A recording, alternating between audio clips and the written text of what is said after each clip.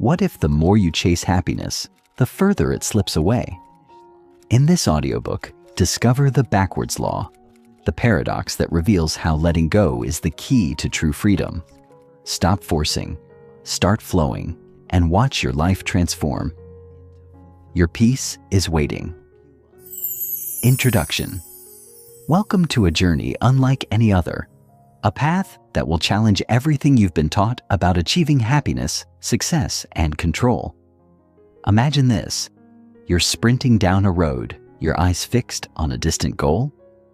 Every step you take seems like progress, but with each stride, the goal remains just as far away as it was when you first started.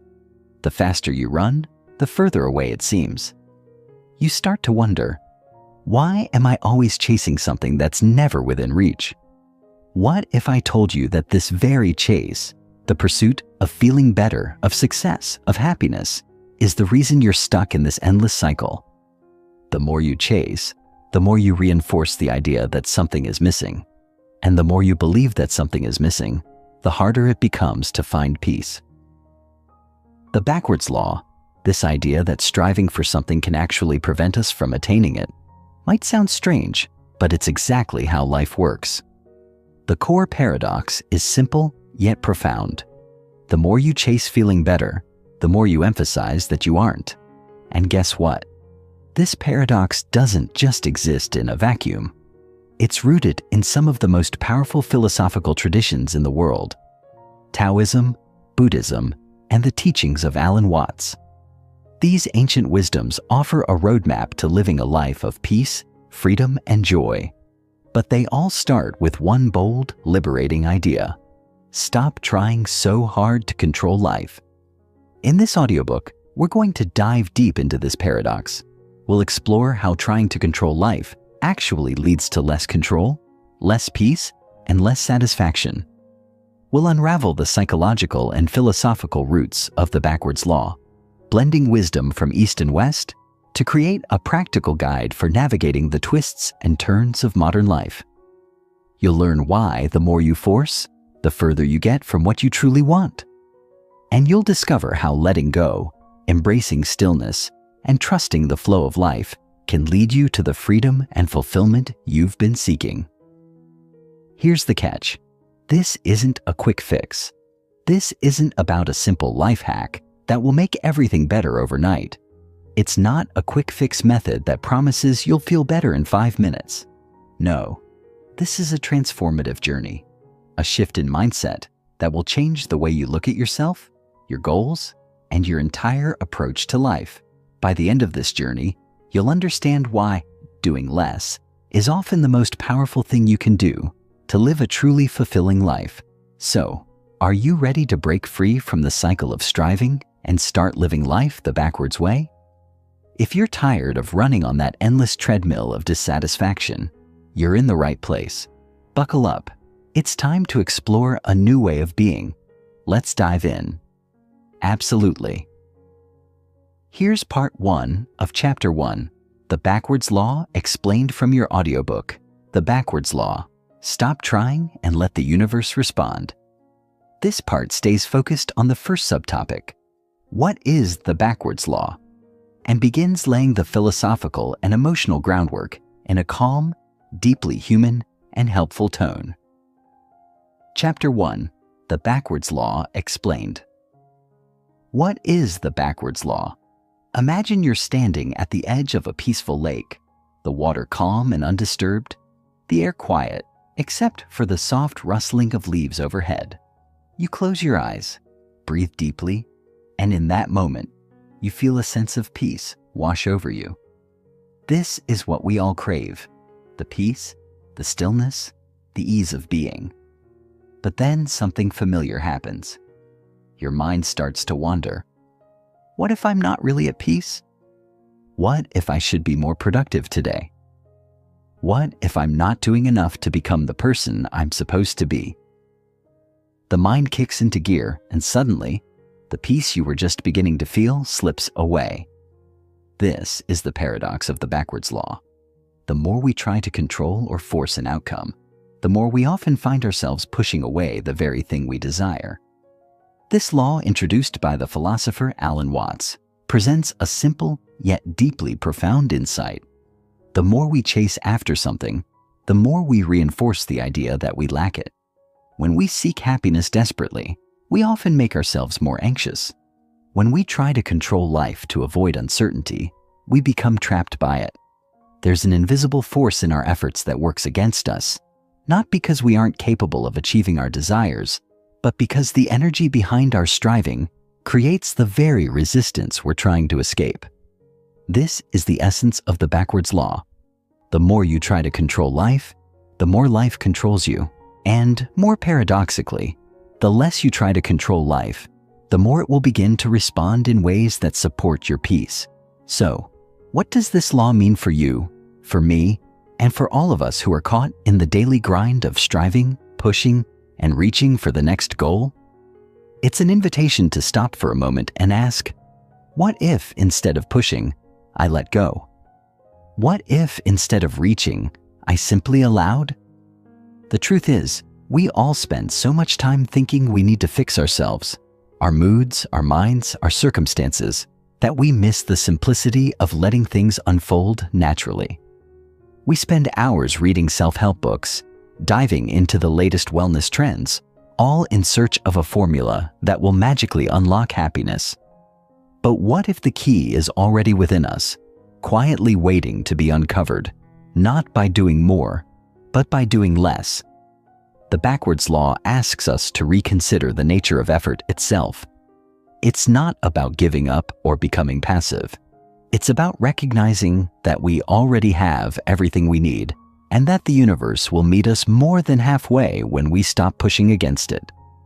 This is where the peace begins to settle in the surrender, the release of the need to control everything around us. And, surprisingly, when we let go, life often responds in ways that feel more aligned and harmonious, almost as if the universe itself were conspiring in our favor. Alan Watts and the Roots of the Paradox. Alan Watts, a British philosopher, was one of the first to articulate this paradox in a way that resonated deeply with Western audiences. In his many talks, he explored the nature of the self and how our constant striving only creates separation from the present moment. Watts often spoke about the need to let go of the illusion of control, of the ego-driven belief that we must manipulate everything to fit our vision of the world. He argued that life doesn't need to be wrestled with or conquered. Instead, it needs to be danced with, embraced with a sense of surrender and acceptance. In his teachings, Watts frequently referred to the concept of the Tao, a central idea in Taoism, which suggests that life flows naturally, like water in a stream, and it is our resistance to this flow that creates suffering. The Tao is not something that can be fought or mastered. It is something that can only be observed, appreciated, and followed. This idea resonates deeply with the backwards law. The more we fight life, the more it resists. The more we let go, the more life flows with us. Watts often illustrated this point with a simple analogy. Imagine trying to catch a butterfly by chasing it. The harder you chase, the more it eludes you. But if you sit still, patiently, and let the butterfly come to you, it will eventually land on your shoulder. This is not about passivity. It's about intention without force, desire without grasping. The paradox is that by letting go of our control and allowing life to unfold as it will, we actually become more in tune with the things we truly seek. For example, think of the times when you felt frustrated or anxious because you weren't getting the results you wanted. Perhaps you were obsessing over your career, your relationships, or your own personal growth. You tried everything. Work harder, work smarter, try this strategy, join this course. But no matter what you did, it felt like the more you tried, the further you seemed to get from your goal. Then, one day, you let go. You stopped obsessing. You relaxed, maybe without even realizing it. And that's when things started to change. Opportunities appeared. Relationships improved. You felt lighter. This is the power of letting go, The universe responds not when you force things, but when you allow them. Why wanting reinforces lack? Let's pause here and dive deeper into the idea that wanting reinforces lack. This may sound counterintuitive, but if we look at it closely, we'll see that it's not just a philosophical concept. It's a fundamental truth that plays out in our lives every day. The essence of desire is that it comes from a place of perceived deficiency. We want something because we believe we don't have it yet. We think that if we can just achieve this goal or obtain that thing, then we'll finally be complete, whole, and fulfilled. But here's the catch. As long as we are in pursuit of that thing from the standpoint of lack, we are constantly affirming that we are not enough as we are. This perpetuates the feeling of incompleteness. The desire for more becomes an endless cycle. Once we reach one goal, we find another to pursue. And in the process, we never quite feel whole. This is the heart of the backwards law. The more we chase happiness, the more we emphasize the absence of happiness. The more we seek peace, the more we reinforce the idea that peace is something we lack. Think about how this plays out in your daily life. Perhaps you're constantly searching for a way to improve yourself. New workouts, diets, mental health routines.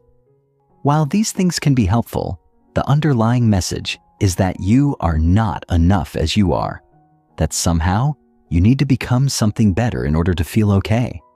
The paradox here is that by constantly striving to become someone different, we deny the simple truth that we are already whole, already worthy, and already enough. When we start to realize that our desire for something does not have to come from a place of lack, we can begin to enjoy the process of growth without the urgency of fixing ourselves. Desiring becomes a natural expression of wanting to explore and experience, not a desperate attempt to fill an inner void. This shift is liberating. It allows us to pursue our goals with a sense of ease and curiosity instead of frustration and fear.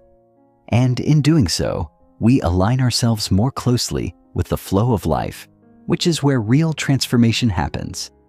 So, take a moment and reflect. What are you chasing right now? What is the desire behind your efforts? Are you running towards something because you feel incomplete? Or are you moving toward it because you're already whole and simply want to explore? This first chapter is just the beginning of understanding the backwards law in its full depth. It's an invitation to pause, reflect, and start recognizing the ways in which our desire and our efforts can sometimes pull us further away from the peace and wholeness we seek. The journey ahead will show us how to embrace life's natural flow, to trust that the universe will meet us halfway when we let go of our need to control. Chapter 2. The Chase That Never Ends. The Pursuit of Happiness as Suffering. We all know what it feels like to chase after something we believe will bring us happiness. Whether it's a new job, a new relationship, or the next step in our personal development, we are often convinced that happiness lies just around the corner, waiting for us to reach it. And so we run. We sprint through life, constantly moving from one goal to the next, thinking that once we achieve it, once we've arrived at that coveted place, we will finally feel content. But what if this pursuit, the very act of chasing happiness, is itself the source of the suffering we're trying to avoid? What if the more we run after happiness, the further away it slips from our grasp? This is where the paradox of the backwards law comes into play. The more we pursue happiness, the more elusive it becomes. The harder we try to find it, the more we confirm to ourselves that it's something we lack. It's like running toward a horizon that constantly recedes as we move forward. No matter how fast we go, the distance between us and the happiness we desire only seems to grow. But when we stop chasing, when we cease the frantic striving and simply let ourselves be, we find that happiness often shows up in the most unexpected of ways, as if it was always there, just waiting for us to notice. Consider the countless times you've set a goal, believing that achieving it would be the key to your happiness. Perhaps you thought that getting a promotion would bring you the sense of accomplishment you've been yearning for, or that traveling to an exotic destination would provide the peace and relaxation you crave. Yet, after achieving these goals, after ticking off the boxes on your to-do list, did you feel the way you thought you would? Did the happiness last? Or did it quickly fade, leaving you feeling empty once again, like the next goal had already appeared on the horizon, ready to take its place? This cycle is exhausting, and it's one we all experience in different ways. We may think that happiness is something to be attained through external circumstances, through wealth, success, relationships, or material possessions. But this constant pursuit only leads to more longing, more striving, and ultimately, more disappointment. The more we chase happiness, the more we reinforce the idea that happiness is somewhere out there, somewhere in the future, always just beyond our reach. This is the fundamental trap we fall into. We fail to recognize that true happiness doesn't come from the external world. It's something we cultivate from within. It's about learning to be at peace with what is, right here, right now, without needing to run towards something else. Modern life and the obsession with self-improvement. In the world we live in today, this endless pursuit of happiness is amplified by the constant pressure to improve ourselves. The modern self-help movement has created a culture where we are told, constantly and without pause, that we are not enough as we are. We are bombarded with messages that suggest if we just work harder, become more productive, change our diets, exercise more, read more books, meditate more, or hustle more, then we will finally reach that elusive state of happiness. But have you ever noticed how, despite all the self-improvement tips and life hacks, the pursuit never seems to end? The goals just keep coming, and with each new step forward, we feel the weight of the next achievement pressing down on us. This obsession with self-improvement can be both motivating and draining. On one hand, striving to be better is a natural part of growth. But on the other hand, the constant drive to improve can become a trap. It can make us feel that who we are right now is not enough, and that we must constantly be changing, fixing, or becoming someone different in order to find peace or fulfillment. This constant striving can leave us feeling like we're on a hamster wheel, always running, but never really getting anywhere. In a way, the obsession with self-improvement mirrors the very same pattern we see in the pursuit of happiness. We chase the idea of becoming the best version of ourselves, believing that once we reach that idealized state, we will finally be content. But the paradox is this: the more we focus on improving ourselves, the more we reinforce the idea that we are broken, that we need fixing. The constant drive to be better can prevent us from appreciating who we are right now in this very moment with all our imperfections and flaws. And in this process, we miss the most important piece of the puzzle: the truth that we are already enough, just as we are. This is where the backwards law becomes an incredibly powerful tool. Instead of always striving to improve, to fix, or to change, we can begin to embrace the idea that we are already whole, already complete. True personal growth comes not from the constant pushing and striving, but from the quiet acceptance of who we are in the present. By letting go of the pressure to be better, we create space for true transformation to occur without the need to chase or grasp. Why nothing is ever enough. If you've ever achieved a long-awaited goal, you might be familiar with the feeling of emptiness that often follows.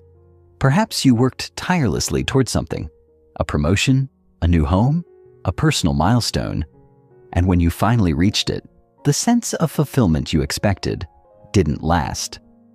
Instead, you found yourself wondering what was next, or feeling the nagging thought that something was still missing. This is a universal experience, the belief that achieving certain milestones or accumulating certain possessions will bring us a sense of completeness, only to find that it doesn't. And this cycle can leave us feeling perpetually dissatisfied, as if we are always chasing something that's just out of reach. The truth is that nothing in the external world can ever truly be enough. We may believe that a new job, a new car, or a new relationship will fill the gap inside us, but the gap is not external. It's internal. The gap is the result of our constant yearning, our never-ending desire for something more. And as long as we continue to look outside ourselves for fulfillment, we will never feel truly complete.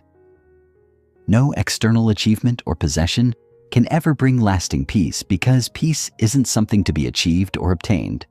It's something to be recognized and embraced within ourselves. This is the central message of the backwards law. The more we chase after something, the more we reinforce the sense of lack. The more we believe that we need something in order to be happy, the more we distance ourselves from the happiness that is already within us. True peace comes not from achieving or acquiring, but from learning to be content with what we already have. It's about recognizing that the happiness, the peace, the fulfillment we seek is already here in the present moment, if we are willing to let go of the need for more. When we learn to let go of the idea that we need something else to be happy, we start to experience a deep sense of freedom.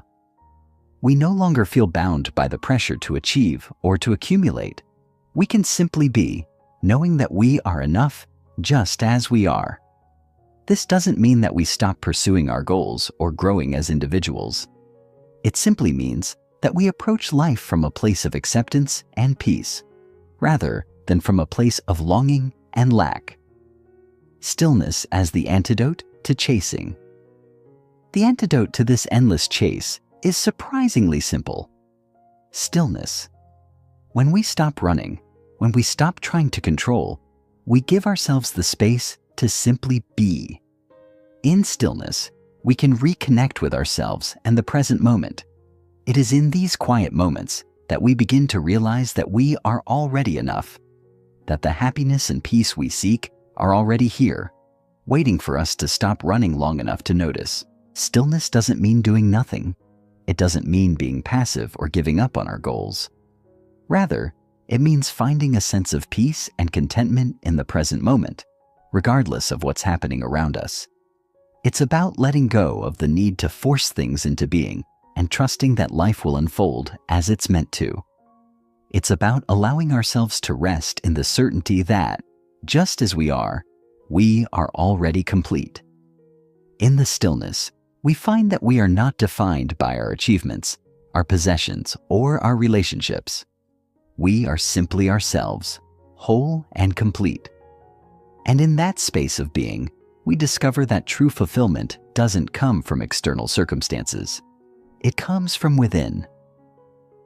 This chapter explores the perpetual chase we all experience in the quest for happiness and fulfillment. It's a reminder that the more we run, the further we often get from the peace we seek. Through understanding the paradox of the backwards law, we learn that true peace comes not from chasing, but from letting go and allowing life to unfold naturally. Letting go of the need for more allows us to rest in the richness of what we already have. Chapter 3. Letting go of control. Control is an illusion control. This word holds so much power in our lives. We hear it frequently, often striving for it, as if it were the ultimate solution to all our problems. If only we could control our circumstances, our environment, our outcomes, then everything would fall into place. How many times have you heard yourself say, "If only I could get things under control"?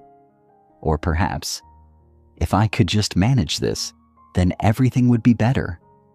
The irony, though, is that control is nothing more than an illusion, a mental construct that gives us the false sense of power. The more we attempt to control, the more we reveal just how little control we actually have. Consider this. What can we truly control in life? Can we control the weather, the people around us, or the future? Can we control how others perceive us, or how our goals will unfold? The answer, of course, is no. We can't control any of these things, and yet we try. Oh, how we try.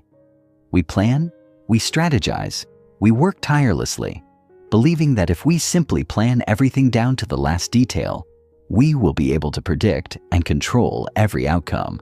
But this approach, though it may provide us with a false sense of security, doesn't actually give us control. Instead, it keeps us trapped in a cycle of anxiety, fear, and stress. The more we try to control, the more we become attached to certain outcomes. And the more attached we become, the more we begin to fear losing control. This fear of losing control leads to even more desperate attempts to manage every aspect of our lives, which in turn leads to more anxiety and more stress. It's a vicious cycle. This is the paradox that the backwards law exposes. The more we try to control life, the more life slips through our fingers. It's like trying to hold onto water. The tighter we grip, the faster it escapes. At its core, the illusion of control is a reflection of our deep-seated need for certainty. We want to know that things will turn out the way we hope.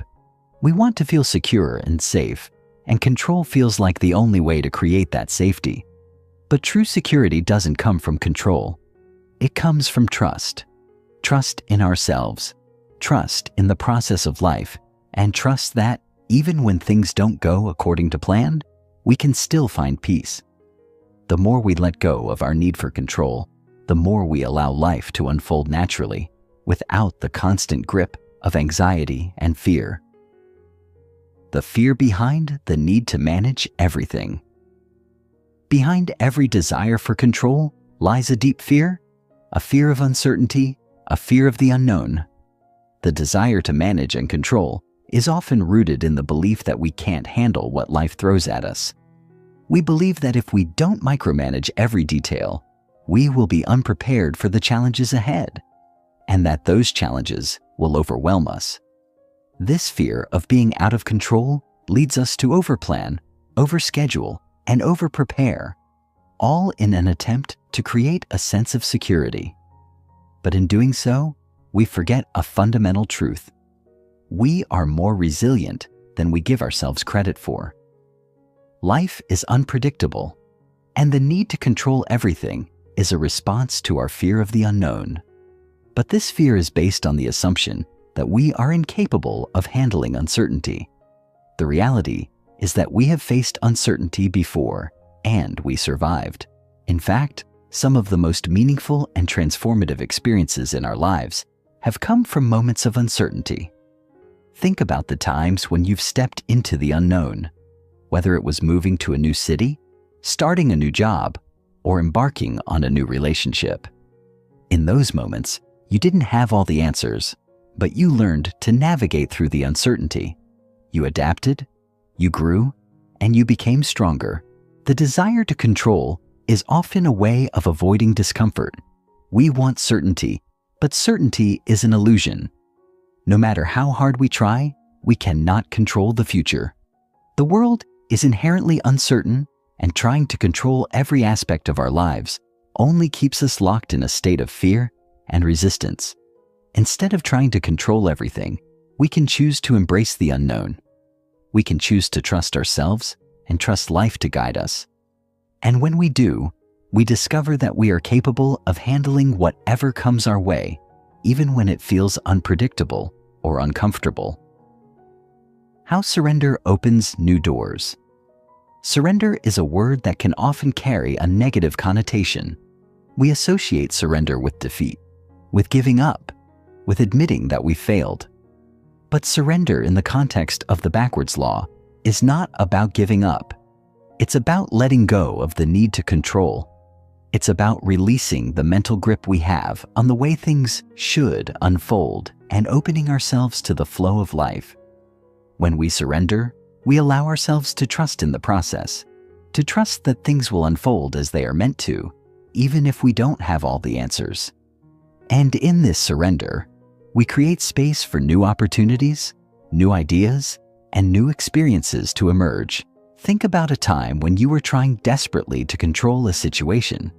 Maybe it was a project at work, a relationship, or a personal goal. The more you pushed, the more it seemed like the universe was pushing back. But then, at some point, you may have reached a breaking point. You may have realized that you couldn't control everything, and in that moment, you let go. You surrendered. You stopped forcing and started allowing. And suddenly, things started to shift. Doors that were previously closed began to open. Opportunities appeared. The very thing you were trying to control began to move in the direction you had hoped for, but in a way that you never could have predicted. Surrender is not passive. It's an active decision to stop resisting. It's a decision to stop trying to force outcomes and instead allow life to unfold in its own time and its own way. When we surrender, we trust that we are not alone in the process. We trust that life is working in our favor, even when we can't see how. This is the paradox at the heart of the backwards law. When we stop trying to control everything, we create space for things to come to us. We allow life to work its magic. Letting life flow. Practical moments. Letting go of control doesn't mean abandoning responsibility or giving up on our goals. It simply means releasing our attachment to how things should happen. In practical terms, this might look like setting an intention for your day, but not rigidly holding on to how every moment will unfold. It might mean doing your best at work, but not obsessing over every detail or trying to micromanage the outcomes. It might mean allowing your relationships to evolve naturally without trying to force them into a particular mold or timeline. One of the most powerful practices for letting go of control is mindfulness. By bringing our attention to the present moment, we can release the need to control the future and start to appreciate the here and now. When we are present, we are not focused on the outcome. We are simply experiencing what is happening in the moment. This shift in perspective allows us to let go of our need to control and allows life to unfold with more ease and grace. Another practice that helps us let go of control is self-compassion. When we stop trying to control every outcome, we open ourselves up to the possibility of making mistakes, and that's okay. Life is not about perfection. It's about learning, growing, and adapting. By being kind to ourselves when things don't go as planned, we can release the pressure to get everything right and instead enjoy the journey. Letting life flow also involves trusting that things will work out, even when they don't look the way we expect them to. It's about releasing our attachment to specific outcomes and being open to whatever comes our way. When we trust that life is unfolding for us, not against us, we can relax and allow things to flow naturally. Chapter 4. Acceptance is not defeat. What true acceptance means. Acceptance is a word we hear often, yet it's often misunderstood. When we think of acceptance, many of us conjure an image of resignation or passivity, surrendering to our circumstances without attempting to change anything. We might imagine acceptance as a form of weakness, as though giving in means we've lost or failed. But in reality, true acceptance is not about giving up or resigning ourselves to a life we don't want. Rather, it's about acknowledging things as they are, without resistance or denial.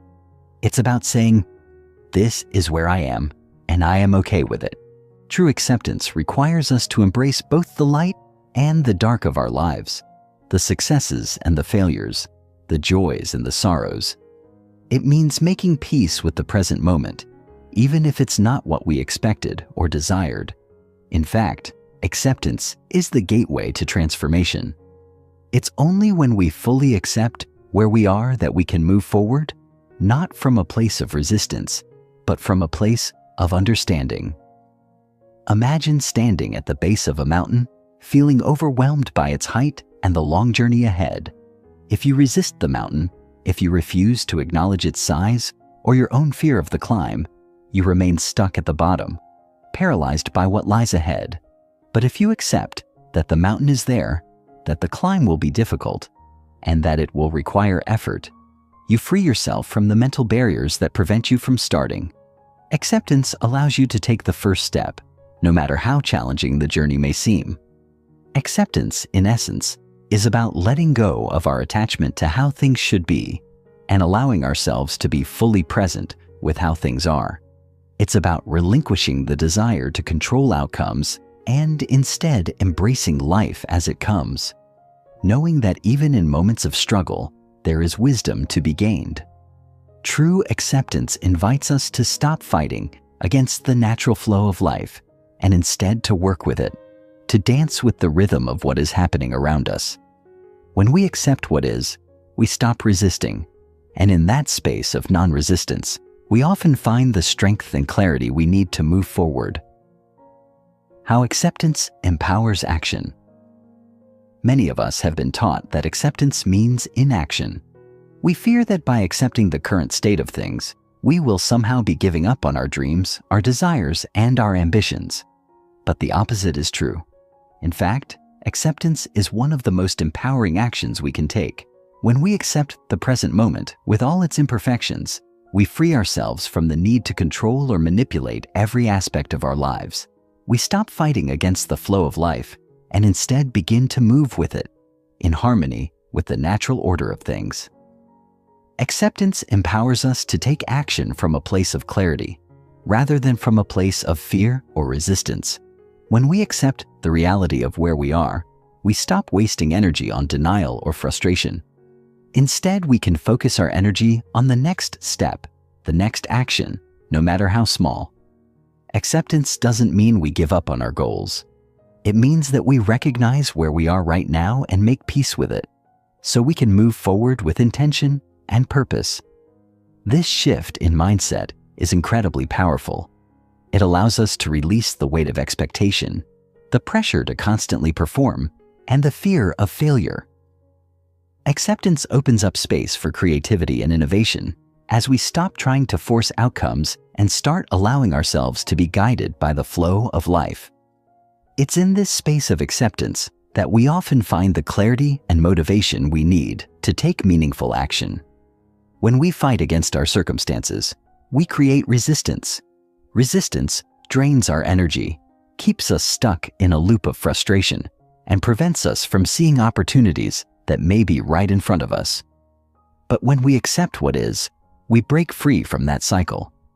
We allow ourselves to move forward with confidence, knowing that, no matter what challenges may come, we are capable of navigating them with grace and resilience. Acceptance doesn't mean we won't face difficulties. It simply means that we approach those difficulties with a sense of inner peace, rather than with the turmoil of resistance. Responding versus reacting. There is a fundamental difference between responding and reacting, and understanding this difference is crucial to mastering acceptance. To react is to act from a place of fear, emotion, or impulse. When we react, we are often driven by our immediate desires or our urge to control or escape a situation. Reacting is a knee-jerk response, an automatic reflex to whatever is happening around us. In contrast, responding comes from a place of clarity, awareness, and intentionality. It's a conscious choice, made from a place of inner calm and acceptance. Think about a time when something didn't go as planned. Maybe it was a misunderstanding with a friend, a missed opportunity at work, or a personal setback.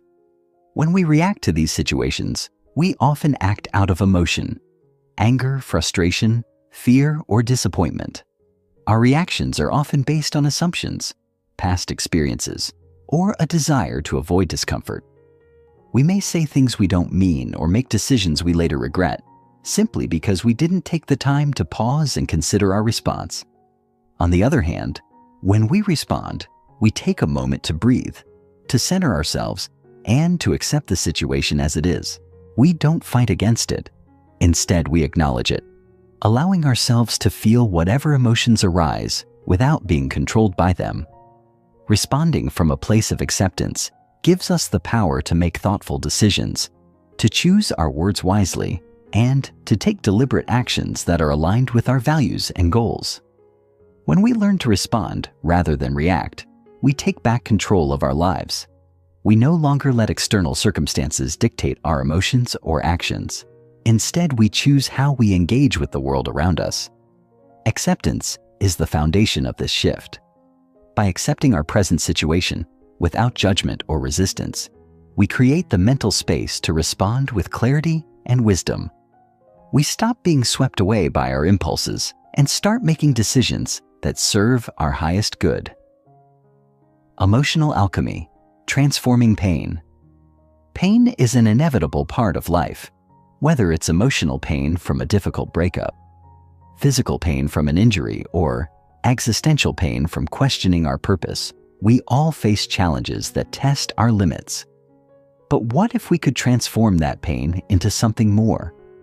What if we could turn our struggles into opportunities for growth and healing? This is the practice of emotional alchemy, the art of transforming pain into wisdom. Emotional alchemy begins with acceptance. When we resist pain, we compound our suffering. We try to push it away, deny it, or distract ourselves from it. But this only creates more suffering. The first step in transforming pain is to accept it, to acknowledge it fully without judgment or fear. This doesn't mean we have to like it or embrace it willingly, but it does mean that we stop running from it. Once we accept pain, we can begin to process it. We can ask ourselves, what is this pain trying to teach me? What wisdom can I gain from this experience? Pain often holds valuable lessons, whether it's a reminder to take better care of ourselves, a signal that we need to set stronger boundaries, or an invitation to explore deeper parts of our psyche. When we view pain as a teacher, rather than as something to avoid or resist, we open ourselves to transformation. Emotional alchemy also involves the practice of self-compassion. When we experience pain, we often beat ourselves up, thinking that we should have done something differently, or that we are somehow unworthy of peace. But self-compassion allows us to be kind to ourselves during difficult times. It allows us to treat ourselves with the same love and understanding that we would offer a close friend in a time of hardship. Through self-compassion, we can transform pain into healing, growth, and resilience. Pain is an inevitable part of life, but it doesn't have to define us. By practicing acceptance and emotional alchemy, we can turn our pain into a source of strength. We can learn to navigate the storms of life with grace, knowing that, just like the weather, pain will eventually pass. And when it does, we will emerge stronger, wiser, and more resilient than before. This chapter delves into the power of acceptance, showing how it can transform our experience of life. It's not about resignation, but about making peace with the present moment, which empowers us to act with clarity rather than react impulsively. Through acceptance, we not only find inner peace, but also the strength to transform pain into wisdom and growth. Chapter 5. The Ego's Obsession with More, the Identity Built on Lack. In our fast-paced, achievement-oriented world, we are often conditioned to define ourselves by what we lack. From a young age, many of us are taught that we are not enough as we are, that we need more to be worthy, successful, or complete. We are encouraged to seek more money, more possessions, more status, more recognition, and more success. We are constantly comparing ourselves to others, measuring our worth by how much we have and how much we achieve. This external pursuit of more has become so deeply ingrained in our culture that it's almost impossible to question it. However, what if the very pursuit of more is the source of our unhappiness and suffering? The problem with this obsession with more is that it creates a false sense of self, an identity built on lack. We start to believe that we are only valuable or worthy if we are constantly accumulating or achieving. Our sense of identity becomes tied to external markers, what we have, what we do, and how we are perceived by others. This keeps us trapped in a cycle of endless striving, always chasing after the next thing that will make us feel whole. But no matter how much we accumulate, it's never enough. This is the paradox of the ego. The more we try to fill the perceived emptiness, the more empty we feel. At the core of this identity built on lack is the belief that we are incomplete, that something is missing. This belief drives us to seek fulfillment outside of ourselves, believing that the right job, the right relationship, the right possessions, or the right achievements will finally make us feel whole. But in truth, nothing external can ever truly fill that void. We can accumulate all the success, wealth, and recognition in the world, but it will never be enough because the void is not something that can be filled from the outside. It is a deeper, more fundamental sense of disconnection from ourselves. The ego thrives on this sense of lack. It creates a narrative that we are incomplete, that we need something more to be whole. This narrative keeps us on a never-ending treadmill of striving and seeking, always looking for the next thing that will give us validation and a sense of worth. The more we believe this story, the more we distance ourselves from our true selves, the part of us that is already complete and whole. This is where the paradox of the backwards law comes into play. The more we seek to fill the emptiness with external things, the more we reinforce the belief that we are lacking, creating a cycle that is impossible to escape without shifting our perspective: comparison, status, and proving. Another key aspect of the ego's obsession with more is the constant comparison to others. In today's world of social media, it's easier than ever to compare ourselves to others, to measure our lives against the carefully curated images of success, happiness, and achievement that others post online. But comparison is a dangerous game. It feeds the ego's desire for status and recognition, making us believe that we are only valuable if we measure up to the success of others. This constant comparison keeps us trapped in a cycle of competition, constantly striving to prove that we are just as good, if not better, than those around us. The truth is, comparison is a form of self-rejection. Every time we compare ourselves to others, we are telling ourselves that we are not enough as we are. We are measuring our worth based on someone else's life, someone else's journey, someone else's achievements. But the truth is, no one's life is exactly like ours. No one else's path is the same as ours, and no one else's journey is a reflection of our own worth. When we compare ourselves to others, we lose sight of our own unique value and potential. We forget that we are already whole and that we don't need to prove anything to anyone. The ego thrives on comparison because it feeds its need for validation. It convinces us that our worth is determined by how we measure up to others. But this is a lie. Our worth is not determined by our achievements or by how we compare to others. It is determined by our intrinsic value as human beings, by the fact that we are already whole and complete, regardless of what we have or have not accomplished. When we stop comparing ourselves to others and start embracing our own unique journey, we free ourselves from the ego's grip and begin to live authentically. Proving ourselves is another manifestation of the ego's obsession with more. We constantly feel the need to prove our worth, whether it's through our achievements, our status, or the validation of others.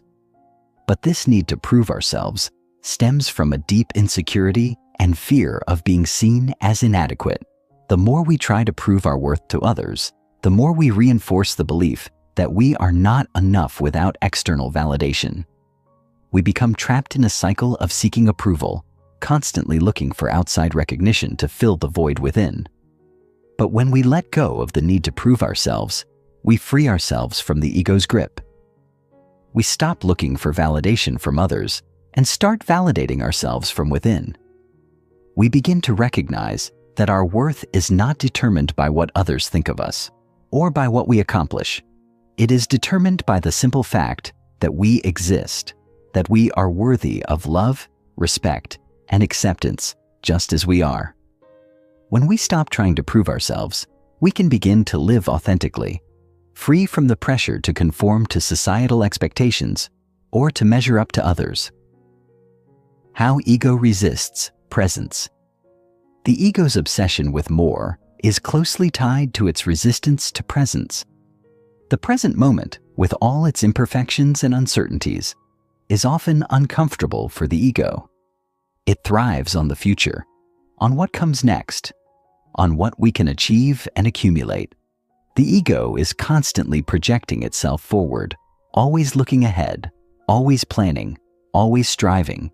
But this constant striving keeps us disconnected from the present moment, from the richness of life as it is unfolding right now. The ego resists presence because it can control the present moment. It can control the flow of life as it unfolds. The present moment is unpredictable, messy, and uncertain, and the ego wants certainty, control, and stability. It is afraid of what might happen if we let go of our need to control, if we stop striving for more and simply allow life to unfold as it will. But in reality, it is only in the present moment that we can experience true peace and fulfillment. When we let go of the ego's need for more, we can begin to live fully in the present moment. We can stop looking ahead to the future or dwelling on the past, and instead, we can embrace the richness of the here and now. This doesn't mean that we stop pursuing our goals or dreams, but it means that we stop attaching our sense of worth to the outcomes. We stop waiting for the future to give us the validation and fulfillment that we crave. We recognize that true fulfillment is found in the present moment, in the simple act of being alive, of being fully engaged in life as it is. The ego wants to control the future, but the present moment is beyond its grasp. The more we try to control the future, the more we miss out on the beauty and richness of the present. When we learn to release the ego's grip and embrace the present moment, we open ourselves to a deeper sense of peace, joy, and fulfillment. We stop striving for more and begin to appreciate what we already have. We recognize that we are enough, just as we are, and that the present moment is all we need to experience true contentment. This explores how the ego is deeply tied to the pursuit of more. Whether it's through comparing ourselves to others, seeking external validation, or resisting the present moment, it explains how these patterns create a sense of lack and disconnection, preventing us from living authentically and embracing our true worth. By recognizing the ego's tricks, we can begin to let go of the need for more and start living fully in the present moment. Chapter 6. When Trying Makes It Worse. The Paradox of Effort in Spiritual Growth. It's a strange paradox. In spiritual growth, the more you try to improve yourself, the further away you may seem to get from the peace you seek. This paradox can be incredibly frustrating, especially in a world that constantly encourages effort and striving. We are taught that success comes through hard work, that growth is the result of effort, and that anything worth having must be earned. Yet, when we apply this mindset to spiritual growth, we often find ourselves running in circles, never quite reaching the stillness or inner peace we are chasing. The more we strive to fix ourselves, the more we reinforce the idea that something is broken in the first place. It's as though the very act of trying to improve creates the sense that improvement is needed, which only keeps us locked in the cycle of striving. This paradox is part of the backwards law. The harder we try, the more we create resistance, and the further we seem to get from the tranquility and peace we desire. It's not that effort is bad in itself. Effort is necessary in many aspects of life. But when it comes to inner peace, excessive striving can lead to tension and frustration. The key lies in recognizing that inner peace cannot be achieved through force, that the path to serenity is not one of continuous pushing, but rather one of letting go. Trying too hard to control the process, to get it right, is itself an act of resistance. When we attempt to force ourselves into a mold, or when we push against the natural flow of life, we create friction, which prevents us from experiencing the very peace we seek. This doesn't mean that we stop working on ourselves or striving for personal growth. It simply means that we shift our approach. Instead of trying to force change through willpower and effort alone, we can learn to let go and allow change to happen naturally. The more we let go of our need to control and force, the more we open ourselves to the possibility of true transformation. We begin to recognize that real growth comes not from pushing against the current, but from aligning with it, flowing with it. The paradox of effort in spiritual growth lies in the realization that sometimes the best way to move forward is to stop trying so hard. meditation and the trap of doing it right. Meditation is often touted as one of the best tools for achieving inner peace and connecting with our true selves. Yet, for many, meditation can become just another arena where effort and striving take center stage. We sit down to meditate with the best of intentions, hoping to quiet our minds, calm our thoughts, and achieve a sense of deep inner peace. But then, the pressure sets in. We start thinking, am I doing this right? Is this how it's supposed to feel? Why can't I quiet my mind? Am I failing? The very act of trying to meditate correctly can create a sense of failure and frustration, making us feel like we are not measuring up. Ironically, this pressure to do it right only prevents us from experiencing the very peace we are trying to cultivate. The trap of doing it right is something many meditators fall into. We become so focused on the outcome, on achieving a perfect meditation experience, that we lose sight of the essence of the practice itself. To simply be present. Meditation is not about achieving a particular state of mind, nor is it about being free of thoughts. It's about being aware of the present moment, without judgment or expectation.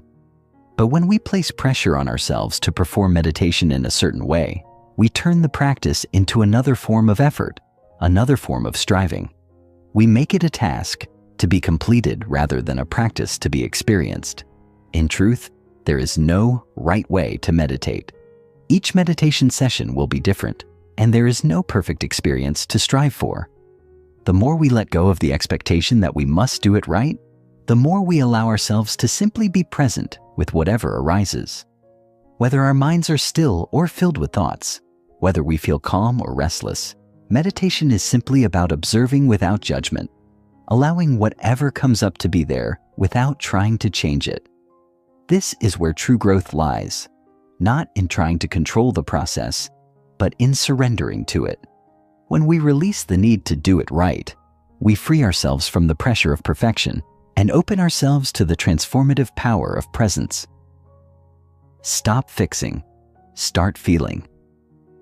One of the most common traps we fall into is the urge to fix ourselves, to constantly try to improve or change who we are. We see our emotional pain, our negative thoughts, or our unresolved issues as something that needs to be fixed, and so we dive into self-improvement strategies, therapy, or self-help books in the hopes of finding the perfect solution. But this constant desire to fix ourselves only perpetuates the belief that something is wrong with us. It creates a sense of never-ending dissatisfaction and reinforces the idea that we are not enough as we are. The truth is, we don't need to fix ourselves. We need to feel ourselves. We need to allow ourselves to experience our emotions fully, without judgment or the need to change them. When we stop trying to fix our feelings and instead allow ourselves to feel them, we can begin to heal in a deeper way. Emotional pain, negative thoughts, and unresolved issues are not problems to be solved. They are experiences to be felt and understood. When we suppress or try to fix our emotions, we create resistance, which only prolongs the pain. But when we allow ourselves to feel our emotions fully, without judgment or resistance, we create space for healing. We begin to understand that our feelings are not who we are. They are simply passing experiences that come and go. When we stop trying to fix them, we stop identifying with them and allow them to flow through us. This shift from fixing to feeling is a powerful practice that can lead to profound transformation. It requires us to release the need for control and instead trust the process of life. We learn to trust that our emotions, no matter how difficult they may seem, are a natural part of the human experience. We learn to embrace our imperfections and understand that they are not obstacles to our growth, but opportunities for deeper understanding. By stopping the constant urge to fix ourselves, we free ourselves to feel, to process, and to heal. This is where true growth and peace lie, not in fixing, but in feeling. This chapter dives deeply into the paradox of trying too hard, especially when it comes to spiritual growth, meditation, and personal healing. It reveals how striving, effort, and control can actually impede the very peace and transformation we seek. By learning to let go, stop trying to fix ourselves, and embrace the present moment, we can open ourselves up to deeper growth and inner peace. The more we release the pressure of perfection and allow ourselves to simply feel, the more we align with the natural flow of life. Chapter 7. The Wisdom of Surrender. What surrender really is. Surrender is often misunderstood, particularly in a society that celebrates control, effort, and forceful action. When we think of surrender, we often associate it with weakness, failure, or giving up. We've been conditioned to believe that surrender means defeat, that it's about passively accepting whatever life throws at us without doing anything about it. In reality, surrender is not about giving up or resigning ourselves to a life of passivity. Rather, it is about letting go of our need to control, and instead, trusting that life has a way of unfolding exactly as it needs to, even when it doesn't look the way we expect. True surrender is the practice of releasing the illusion of control, allowing ourselves to be in flow with life, rather than constantly struggling against it. It doesn't mean we stop acting or pursuing our goals, but it means we stop attaching our sense of worth or happiness to the outcomes of those pursuits. Surrender is about embracing the present moment as it is, without trying to force it into a shape that fits our expectations. It's about trusting that the universe has its own rhythm, its own intelligence, and that we don't always need to control the process to arrive at the right place at the right time. Surrender is a quiet, humble acceptance that, while we can act and make choices, the ultimate outcome is beyond our individual control. In the context of personal growth and spiritual development, surrender is a powerful tool.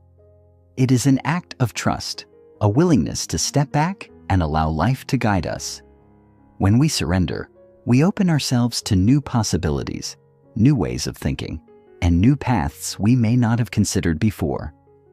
Surrender doesn't mean that we give up on our dreams or our desires. Instead, it means that we hold them with an open hand, understanding that life may have something even better in store for us. It's about cultivating the ability to move through life with grace and ease, rather than constantly forcing ourselves into situations that don't feel aligned with who we are or what we truly want. By embracing surrender, we invite the universe to meet us halfway, to bring us opportunities and experiences that are far more fulfilling than anything we could have planned or controlled on our own. Myths about giving up. There are numerous myths about surrender that can make us hesitant to embrace it in our lives. One of the most common myths is that surrender means giving up on our dreams, resigning ourselves to mediocrity, or passively waiting for life to unfold without taking action. This misconception is rooted in the fear that if we stop forcing things to happen, we will lose our ability to create the life we desire. However, surrender doesn't mean inaction. Rather, it means we stop trying to control the outcome of our actions, and we allow ourselves to be guided by something greater than ourselves. It's about aligning with the flow of life, not against it. Another myth about surrender is that it's a sign of weakness or lack of willpower. In a world that glorifies determination and self-reliance, surrender can seem counterintuitive, but surrender is not about weakness. It is about strength. It takes immense courage to let go of control and trust that everything is unfolding as it should. It's an act of inner strength to surrender to the flow of life, even when things are uncertain or uncomfortable. Surrender doesn't mean that we are powerless. It means we are stepping into our power by recognizing that there are forces beyond our individual will that guide the course of our lives. True strength lies in the ability to release the need to force and control, and instead to allow life to unfold in its own perfect timing. A third myth is that surrender leads to passivity or complacency. Some people fear that if they let go too much, they will stop trying or stop striving for their goals. But surrender doesn't mean stopping altogether. It simply means releasing the attachment to a specific outcome. It's about moving through life with an open heart and a willingness to accept what comes without resistance or judgment. When we surrender, we create space for the universe to bring us exactly what we need, even if it doesn't look the way we expected. Surrender allows us to move through life with a sense of ease and trust, knowing that we are always being guided to where we are meant to be. Surrender is not about giving up. It's about letting go of the need to control every aspect of our lives. It's about trusting that the universe has a plan for us, even if we can't see it right now.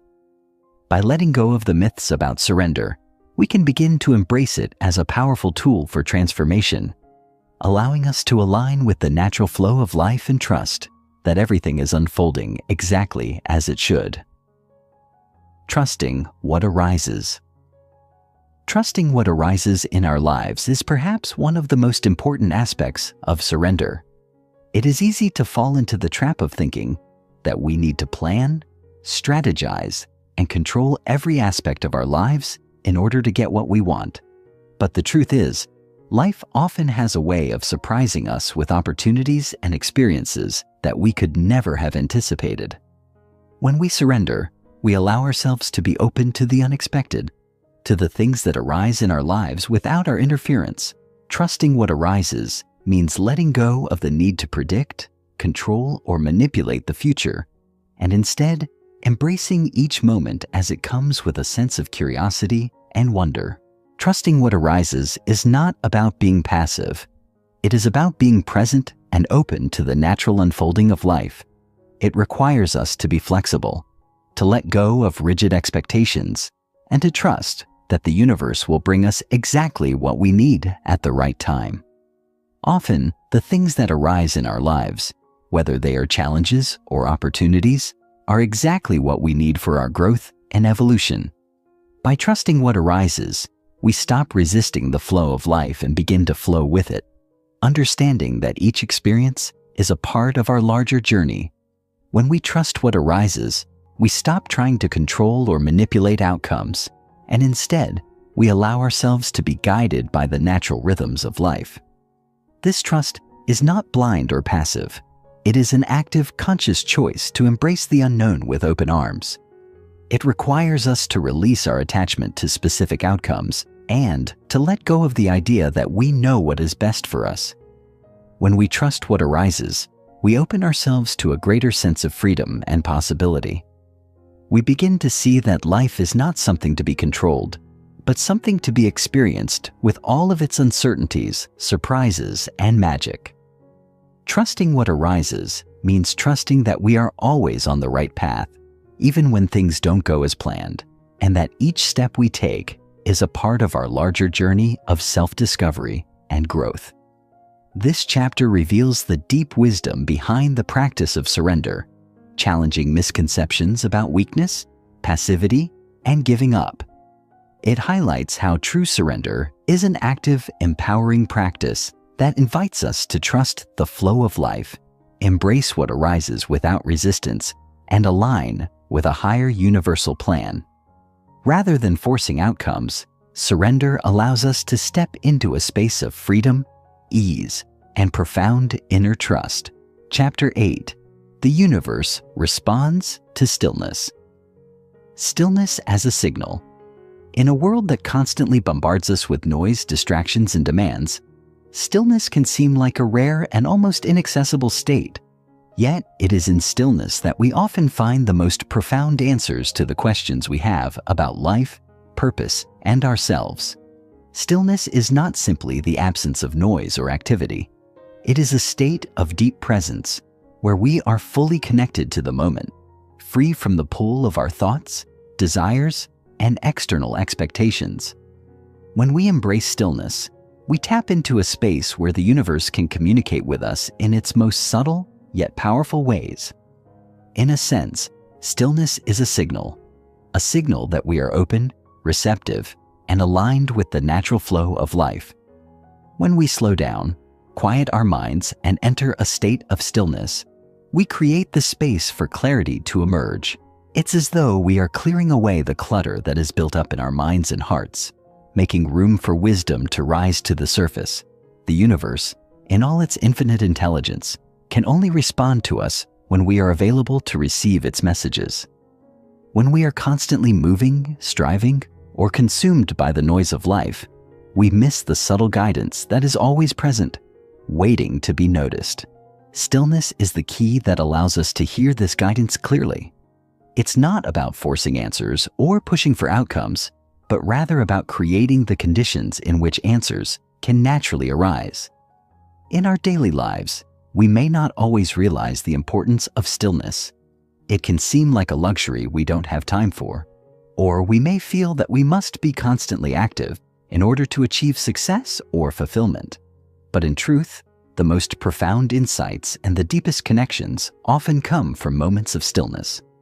When we take time to pause, breathe, and simply be, we allow the universe to meet us halfway. We stop trying to force things into existence and instead trust that the universe has its own timing and rhythm. In stillness, we align ourselves with this rhythm, allowing life to unfold in its own perfect way. Stillness is not passive. It is active in its own right. It is the active choice to step back from the noise and chaos of life, to create a space where we can listen deeply and be present. It is in this stillness that we find the answers we have been seeking, often without realizing that they were there all along, waiting for us to be still enough to notice them. When we embrace stillness as a signal, we open ourselves up to the wisdom of the universe, which is always speaking to us, even when we are not paying attention. Life as a mirror. Another powerful insight that comes from embracing stillness is the realization that life is a mirror.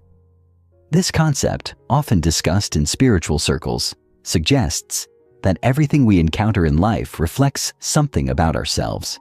The people we meet, the experiences we have, the challenges we face, they all serve as mirrors, reflecting back our beliefs, our fears, our desires, and our internal states.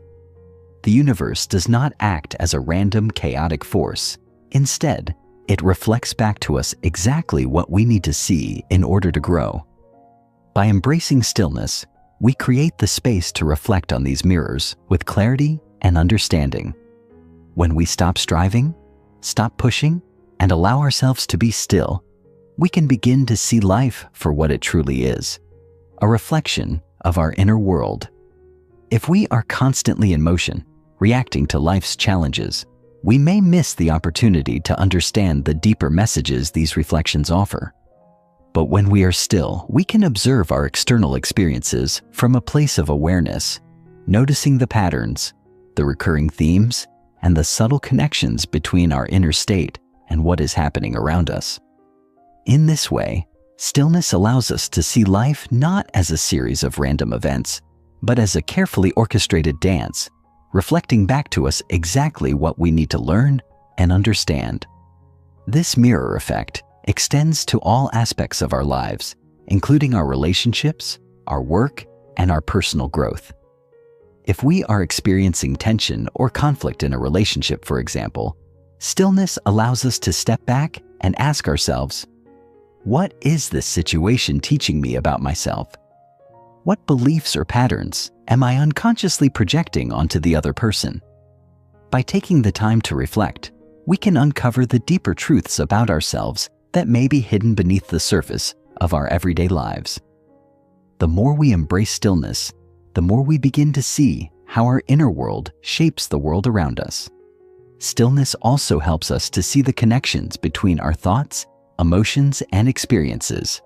When we are constantly rushing from one thing to the next, we can become disconnected from our inner selves, unaware of the subtle ways in which our thoughts and feelings influence our reality. But in stillness, we can observe how our internal state shapes our external world. If we are feeling anxious or fearful, for example, we may notice that we attract situations that reflect these emotions. On the other hand, when we are at peace and in alignment with our true selves, we attract experiences that mirror this inner harmony. Life, in this sense, is a mirror that reflects our internal state, and by embracing stillness, we can gain a deeper understanding of ourselves and our place in the world. Aligning instead of forcing. The idea of aligning rather than forcing is one of the most powerful shifts we can make in our approach to life. So often, we are taught that success requires hard work, persistence, and effort, that we must fight, struggle, and push against obstacles in order to achieve our goals. While there is value in effort, there is also immense power in aligning with the natural flow of life rather than forcing outcomes. When we force, we create resistance. When we align, we create harmony. Stillness plays a crucial role in this process, as it allows us to step back and assess whether our actions are in alignment with our highest good, or whether we are simply pushing for the sake of pushing. Aligning with life means listening to our inner guidance, tuning into the subtle messages of the universe, and allowing ourselves to be guided by what feels right, rather than what we think we should be doing. It means letting go of the need to control the outcome and trusting that the universe will guide us to where we need to be at the right time. When we are still, we create the space to listen to this inner guidance, to discern whether our actions are coming from a place of true inspiration or from a place of force and fear. By aligning with life, we stop struggling against the current, and instead, we flow with it, trusting that we are always being led to exactly where we need to go. This shift from forcing to aligning can be profound. It transforms the way we approach our goals, relationships, and challenges. Instead of pushing ourselves relentlessly toward a specific outcome, we begin to trust that the right opportunities will come at the right time, and that we don't need to force them into existence. We can still take action, but it is action that comes from a place of ease rather than tension. We can still work toward our goals, but we do so with the understanding that the path may not always be linear or predictable. By aligning with the flow of life, we allow ourselves to be guided by something greater than our individual will, creating a sense of ease, peace, and trust in the process. The universe responds to stillness, to alignment, and to trust. When we stop forcing, we create the space for life to unfold in its own perfect way. We allow ourselves to be guided by the wisdom of the universe, rather than pushing against it. In stillness, we find the answers, the clarity, and the peace that we have been seeking. And in alignment, we move through life with grace and ease, trusting that we are always being led exactly where we need to go.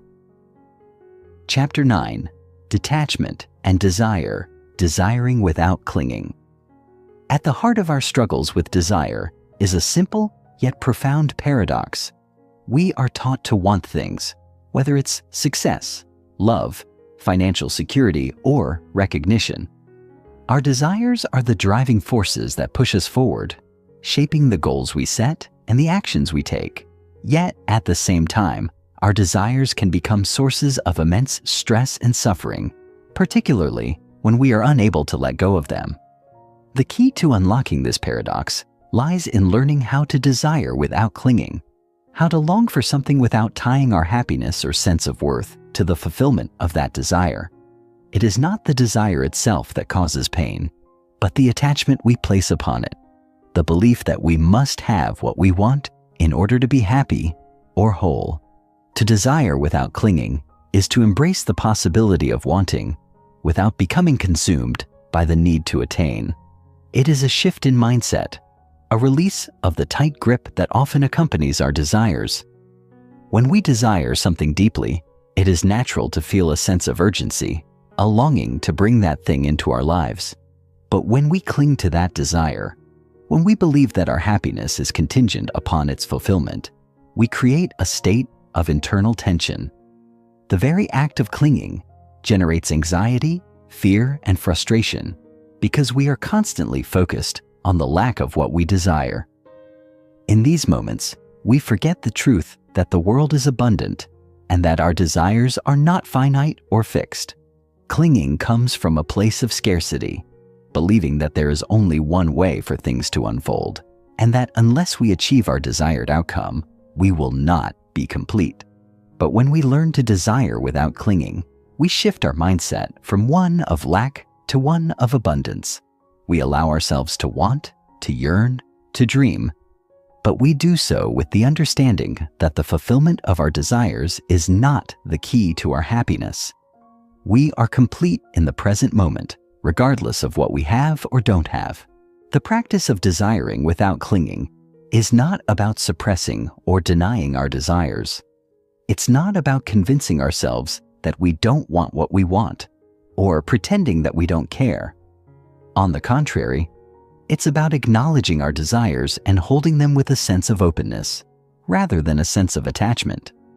We allow ourselves to want, but we do so with the understanding that the world is fluid and ever-changing, and that we cannot control the outcome of every situation.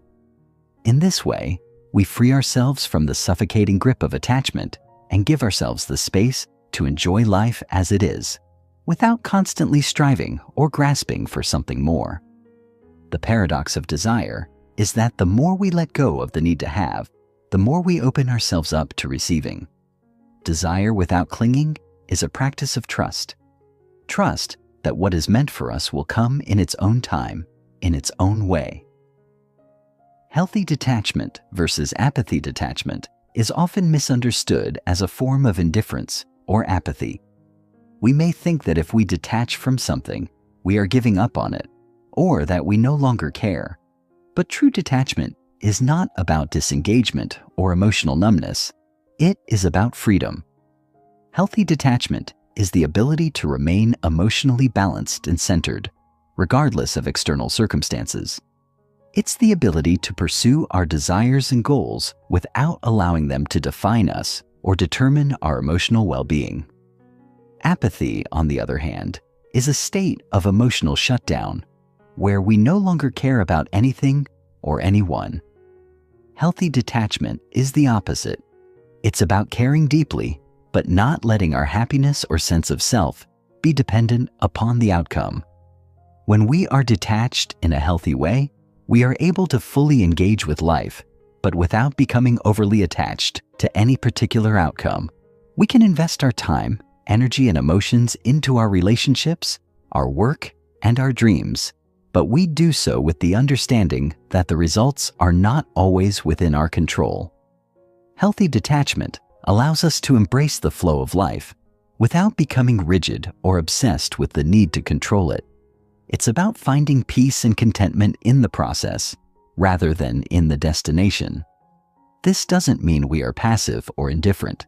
It simply means that we are able to stay grounded and peaceful, regardless of whether our desires are fulfilled or not. One of the most powerful ways to cultivate healthy detachment is through mindfulness. By staying present with each moment, we can observe our thoughts and emotions without becoming attached to them. When we notice ourselves becoming attached to a particular outcome, we can gently remind ourselves that the universe has its own timing and that we do not need to force things into existence. Mindfulness helps us stay centered, even in the midst of uncertainty or change. It teaches us that our peace does not come from external circumstances, but from our ability to remain grounded and present, no matter what is happening around us. Through mindfulness, we can practice detachment without falling into apathy. We can care deeply, but with the understanding that our happiness is not dependent on any particular outcome. We learn to love and live fully, without clinging to the belief that things must be a certain way in order for us to be happy. Pleasure, pain, and neutrality. In our pursuit of pleasure and avoidance of pain, we often create an unhealthy attachment to both. We chase after pleasurable experiences, believing that they will bring us happiness, while simultaneously running away from pain, thinking that it is something to be avoided at all costs. But the truth is that both pleasure and pain are temporary, and neither can provide lasting fulfillment. The key to navigating life's ups and downs is to cultivate a sense of neutrality, a state of being where we can experience both pleasure and pain without becoming overly attached to either. Neutrality does not mean indifference. It means being able to experience life fully without being controlled by our emotions or desires. It means being able to enjoy the good times without clinging to them and to navigate the difficult times without resisting them. When we are attached to pleasure, we constantly seek more, always hoping for the next high or experience to bring us happiness. But no external experience can provide lasting fulfillment. The pleasure we feel in a moment is fleeting, and when it fades, we are left feeling empty or dissatisfied, always searching for the next thing to fill the void. On the other hand, when we are attached to avoiding pain, we resist the natural ebb and flow of life. We fight against discomfort, frustration, or loss, believing that they are to be avoided at all costs. This resistance only creates more suffering because it keeps us locked in a cycle of attachment and aversion.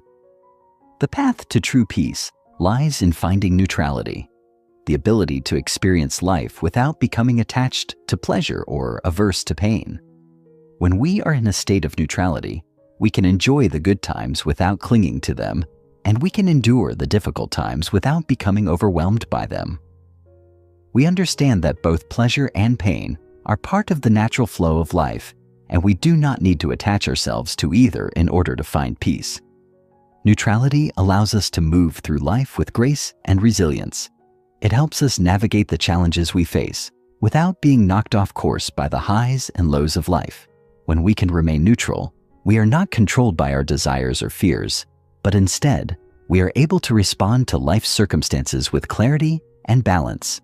This does not mean that we don't feel or experience emotions. It means that we do not let those emotions define us or control our actions. We learn to observe our emotions without becoming attached to them, understanding that they are temporary and ever-changing. Through neutrality, we can live with greater freedom, knowing that we are not bound by the pursuit of pleasure or the avoidance of pain. We are able to embrace life as it is, with all of its joys and challenges, and find peace in the midst of it all. Chapter 10. Living in the Now. Why the future never arrives. The future is a concept that we often hold on a pedestal, as though it is the answer to everything we desire.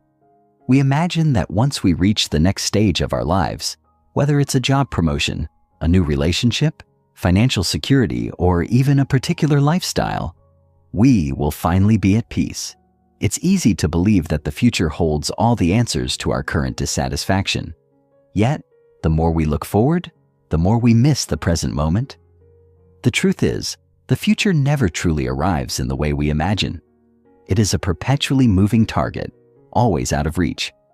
And as we spend all of our energy chasing it, we overlook the beauty and peace that exists right here, right now.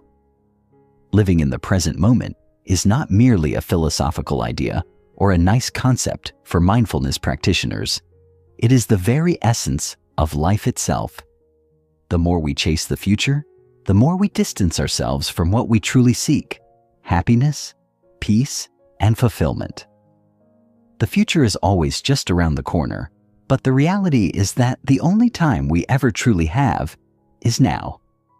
This isn't to say that planning for the future isn't important. Goals, dreams, and aspirations are essential in giving us direction and purpose. But when we become fixated on the idea that the future holds all the answers, we overlook the fact that the journey itself, the steps we take today, are what shape our lives. We live as if the future will finally give us permission to be happy, but we forget that happiness, peace, and contentment are available to us in this moment. The future is a projection of our thoughts, fears, and desires, and because of this, it is always shifting, always changing, always elusive. The present moment, on the other hand, is where our true power lies. It is the only moment we can ever fully experience. The more we cultivate our attention in the present, the more we realize that the future, as we imagine it, is a construct. It is not something that will ever come to fruition in the way we expect. But if we can accept this, we unlock the greatest secret to living a life of peace and fulfillment. By focusing on the present, we stop living in anticipation, which is often a source of anxiety. We stop believing that we need to get somewhere to be happy, to find validation, or to feel worthy. we begin to realize that all of those things are right here within us, in this very moment. The constant chasing of the future only reinforces a sense of lack and urgency, feeding into the illusion that we are not enough as we are. But when we let go of that, we enter into a more peaceful state of being. This doesn't mean abandoning our goals or dreams, but it does mean shifting our perspective so that we can experience the beauty of life as it unfolds. Living in the now requires a deep trust that the present moment is enough, that there is nothing we need to add, no further condition to meet, and no destination to reach in order to be whole. The now as the only portal. If we were to peel back the layers of our minds, we would uncover the truth that the only true moment is now. The past is gone, and the future is yet to come. We often live in a world of regrets about what we should have done or worries about what might happen. Both of these are projections of the mind, and neither exists outside of our thoughts. The past is fixed, a collection of memories and experiences that no longer have a bearing on the present. The future is uncertain, an array of possibilities that have not yet manifested. Neither of these is real, yet we allow them to dominate our minds. The present moment, however, is all we can ever truly know. The now is the only space where life actually happens. It's the portal through which we experience reality. Everything else is a mental construct. It's easy to overlook the now, to let our minds wander toward what's next, or to dwell on what's behind us. We become caught in the illusion that the present moment is mundane or insignificant compared to the grandeur of the future or the importance of the past. But the now is the meeting place between who we are and what we want to become. It's the space in which we can create, feel, connect, and experience life in its fullness. Every moment we spend waiting for the next big thing is a moment we forfeit in experiencing the richness of life as it is. The now is where we are invited to live, to breathe, to act, and to be. It's the only space where our power lies. When we recognize this, we begin to realize that we have all we need right here, right now. Living in the now doesn't mean that we never plan or work toward the future, but it does mean that we approach these actions from a place of grounded presence. Instead of worrying about the outcome or rushing toward the next milestone, we can take each step with full awareness and appreciation for where we are. This brings a deeper level of fulfillment because we are no longer waiting for happiness to come from somewhere outside of ourselves. We stop seeing the future as a place to find what we're missing and start recognizing that everything we need is already within us. The now, in its simplicity, holds the potential for everything. And when we live with that understanding, the world opens up in ways we never thought possible. How presence resolves anxiety. Anxiety is perhaps one of the most common experiences of modern life. We live in a world that moves at a frenetic pace, constantly bombarding us with information, responsibilities, and demands. The pressure to always be doing, achieving, and striving leaves us little room to simply be. As a result, anxiety often arises as a product of this constant state of doing, as we become caught in our thoughts about the future, our worries about what might happen, and our fear of not measuring up. But the antidote to anxiety is simple: presence.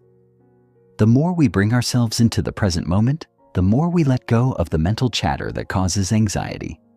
Anxiety thrives when we are disconnected from the now. It arises when we are thinking about what we have to do, what we haven't done, or what might happen in the future. But when we become aware of the present moment, when we focus on our breath, our surroundings, and our senses, the grip of anxiety loosens. The mind becomes quieter, and the body relaxes. Presence allows us to meet each moment as it comes, without the need to control or anticipate. It helps us to move through life with more ease and grace, reducing the constant tension that arises from fear and uncertainty. When we are fully present, we are no longer at the mercy of our anxious thoughts. We begin to realize that most of our anxieties are based on things that are not real. They are projections of the mind, stories that we tell ourselves about what might happen or what could go wrong. But in the present moment, those fears don't exist. There is only what is. And what is, in most cases, is perfectly manageable. By learning to focus on the present, we can transform our relationship with anxiety. We no longer have to chase after future solutions or escape into the past. Instead, we can meet each moment with clarity, presence, and a sense of calm. Presence is a practice, one that requires patience and consistency. It's about gently bringing ourselves back to the now again and again whenever we find ourselves lost in thoughts of the future or past.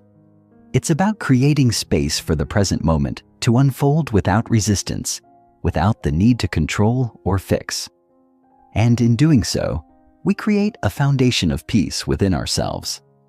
Anxiety no longer has the power to dictate our lives. We learn to sit with discomfort, knowing that it is temporary and that we have the capacity to handle whatever comes our way.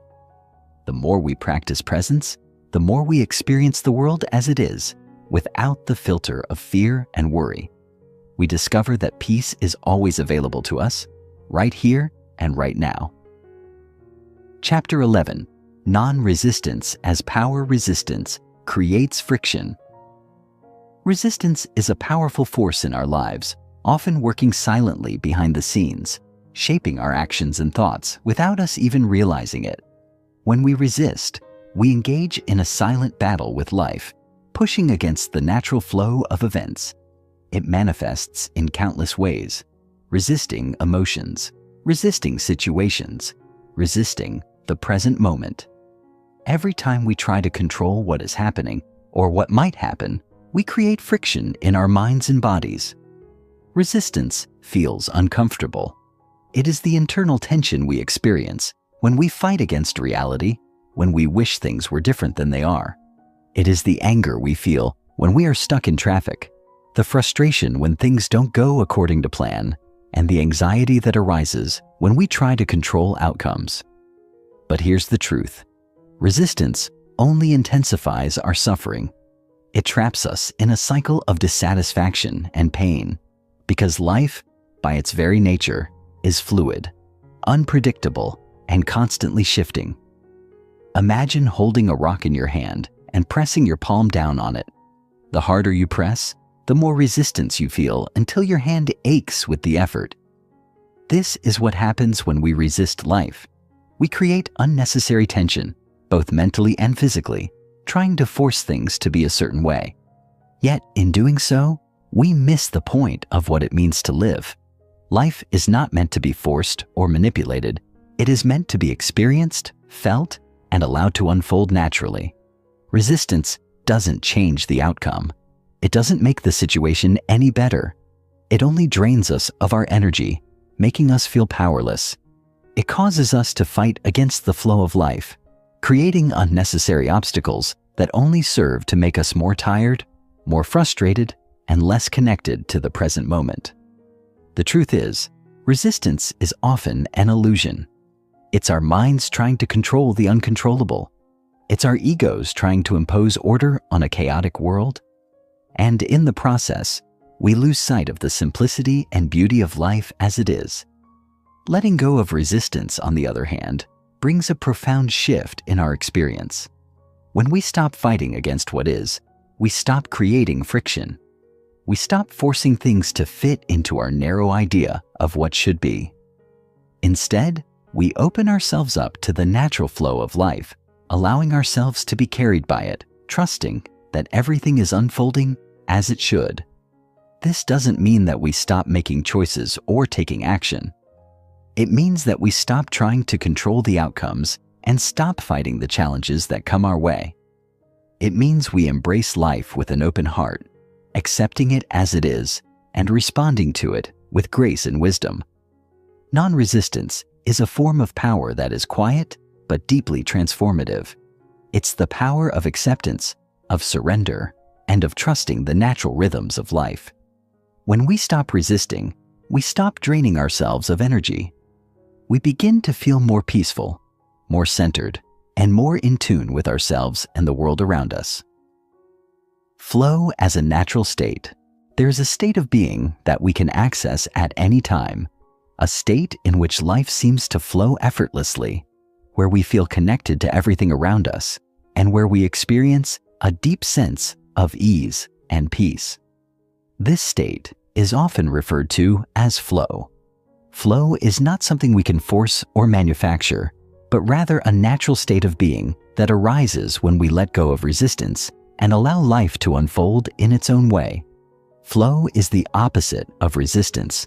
It is the experience of being fully present, of being in sync with the world around us, and of moving through life with ease and grace.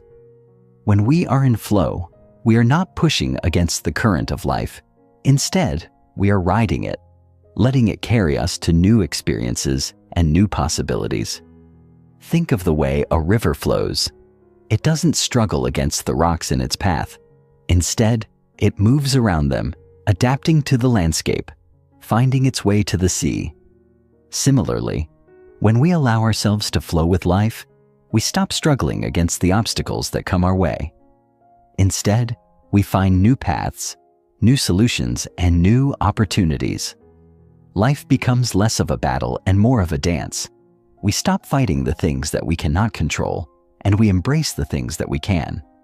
This doesn't mean that life will always be smooth or without challenges, but when we let go of resistance, we learn to move through these challenges with ease.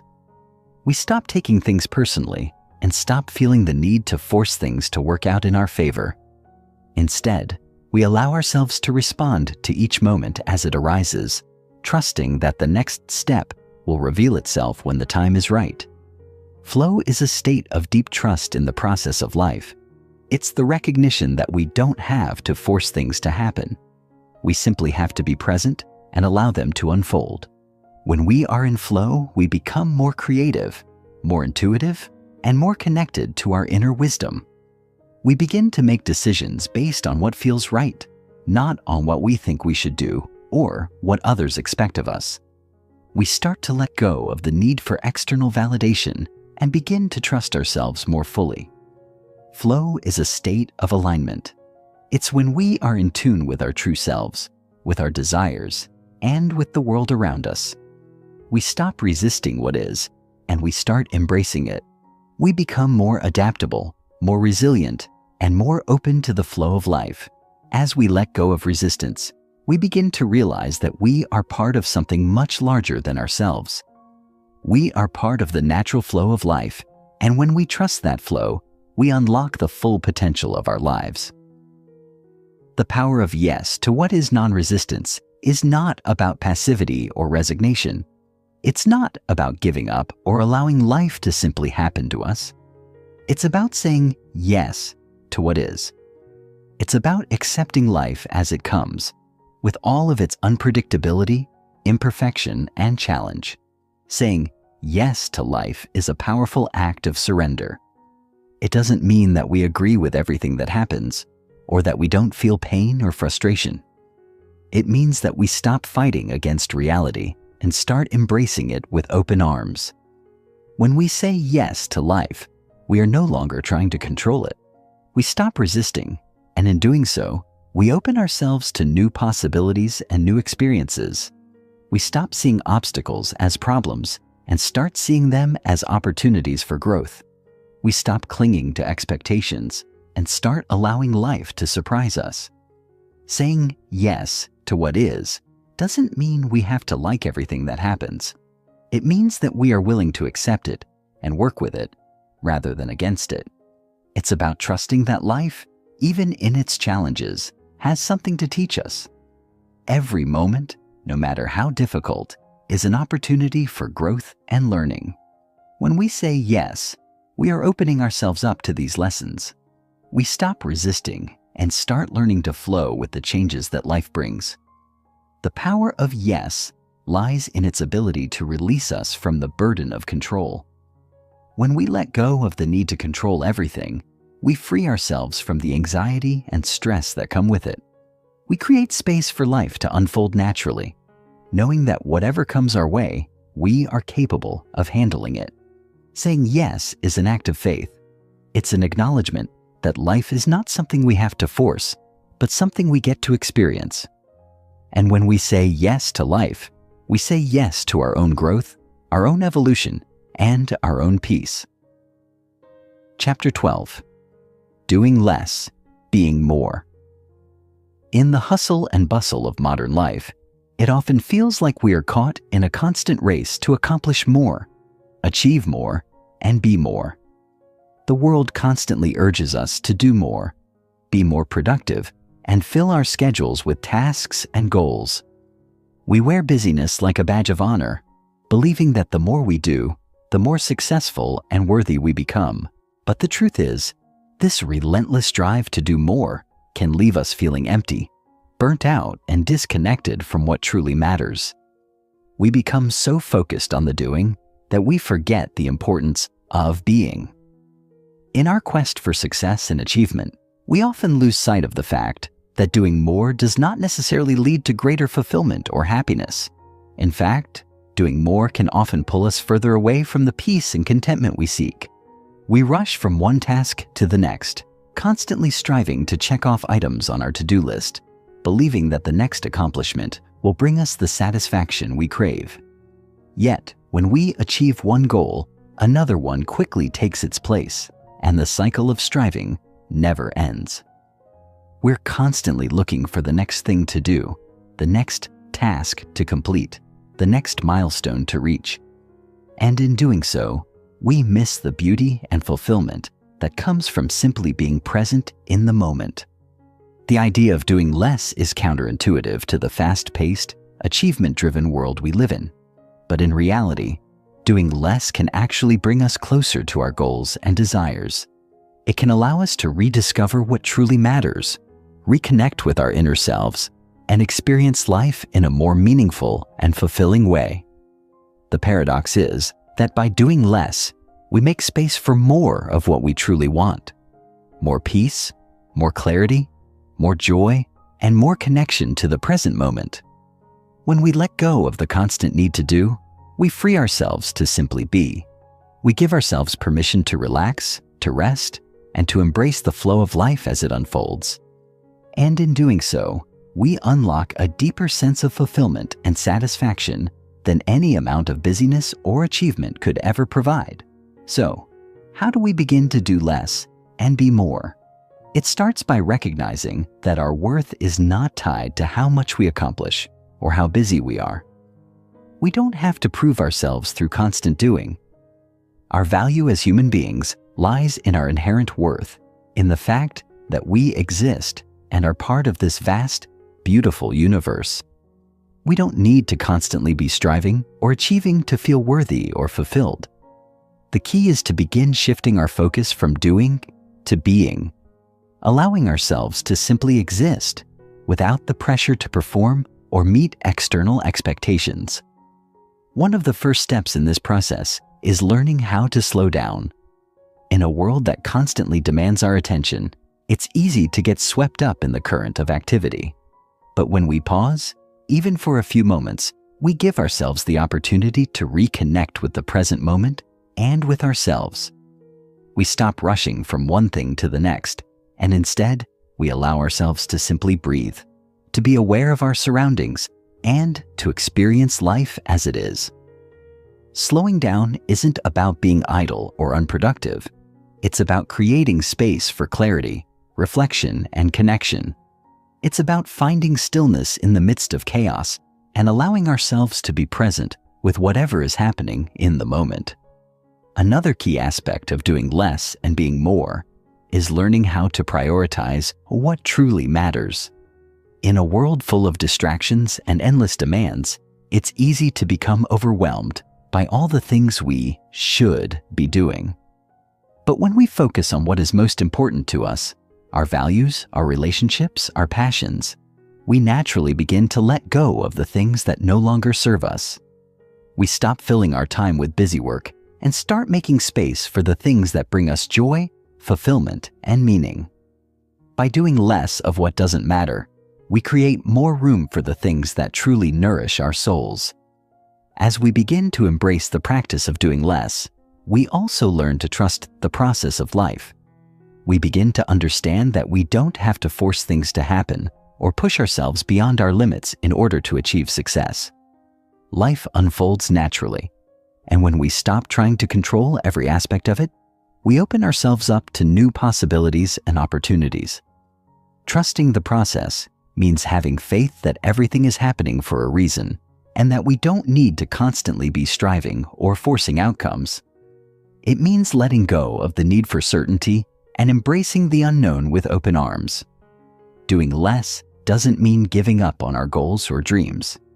It simply means that we are choosing to approach life with a sense of ease and grace, rather than stress and struggle.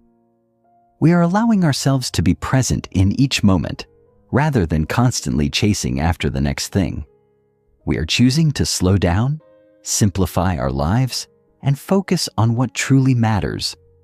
And in doing so, we create space for more of what we want: more peace, more joy, and more of the things that truly make life meaningful. In the end, doing less is not about abandoning our responsibilities or giving up on our dreams. It's about learning to balance action with stillness, effort with relaxation, and doing with being. It's about finding the sweet spot between striving and surrendering, between doing the work and allowing life to unfold. When we learn to do less and be more, we open ourselves up to a deeper sense of peace, clarity, and fulfillment. And in that space of being, we discover the power of living with intention, presence, and authenticity.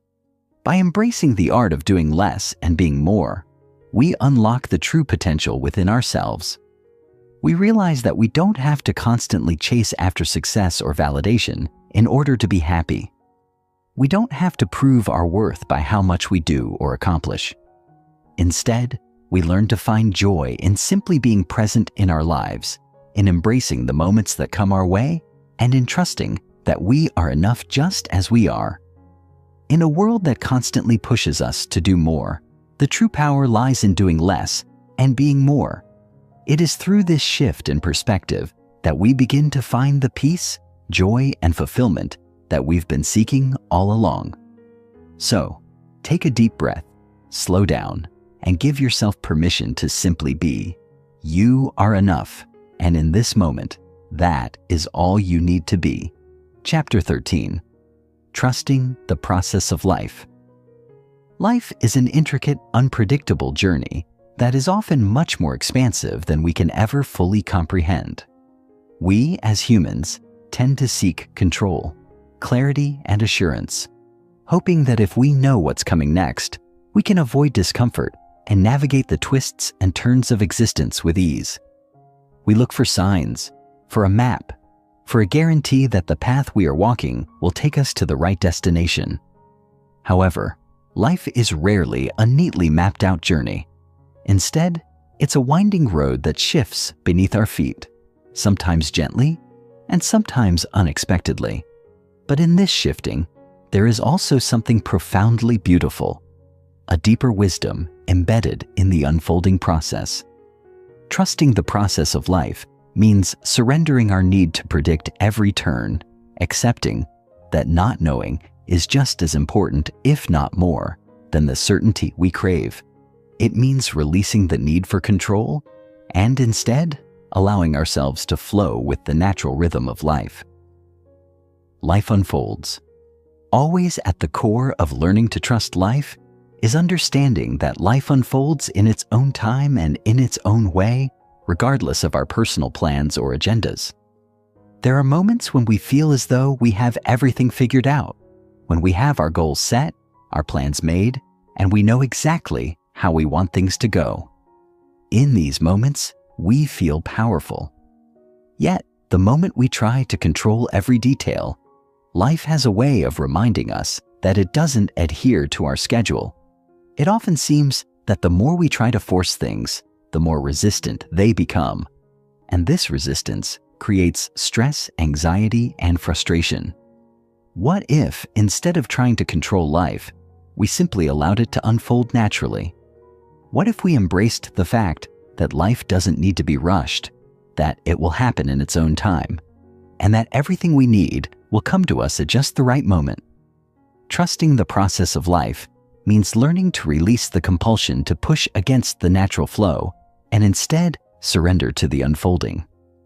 It's a mindset shift, a shift that frees us from the suffocating grip of control and allows life to happen in the most organic and sometimes unexpected ways.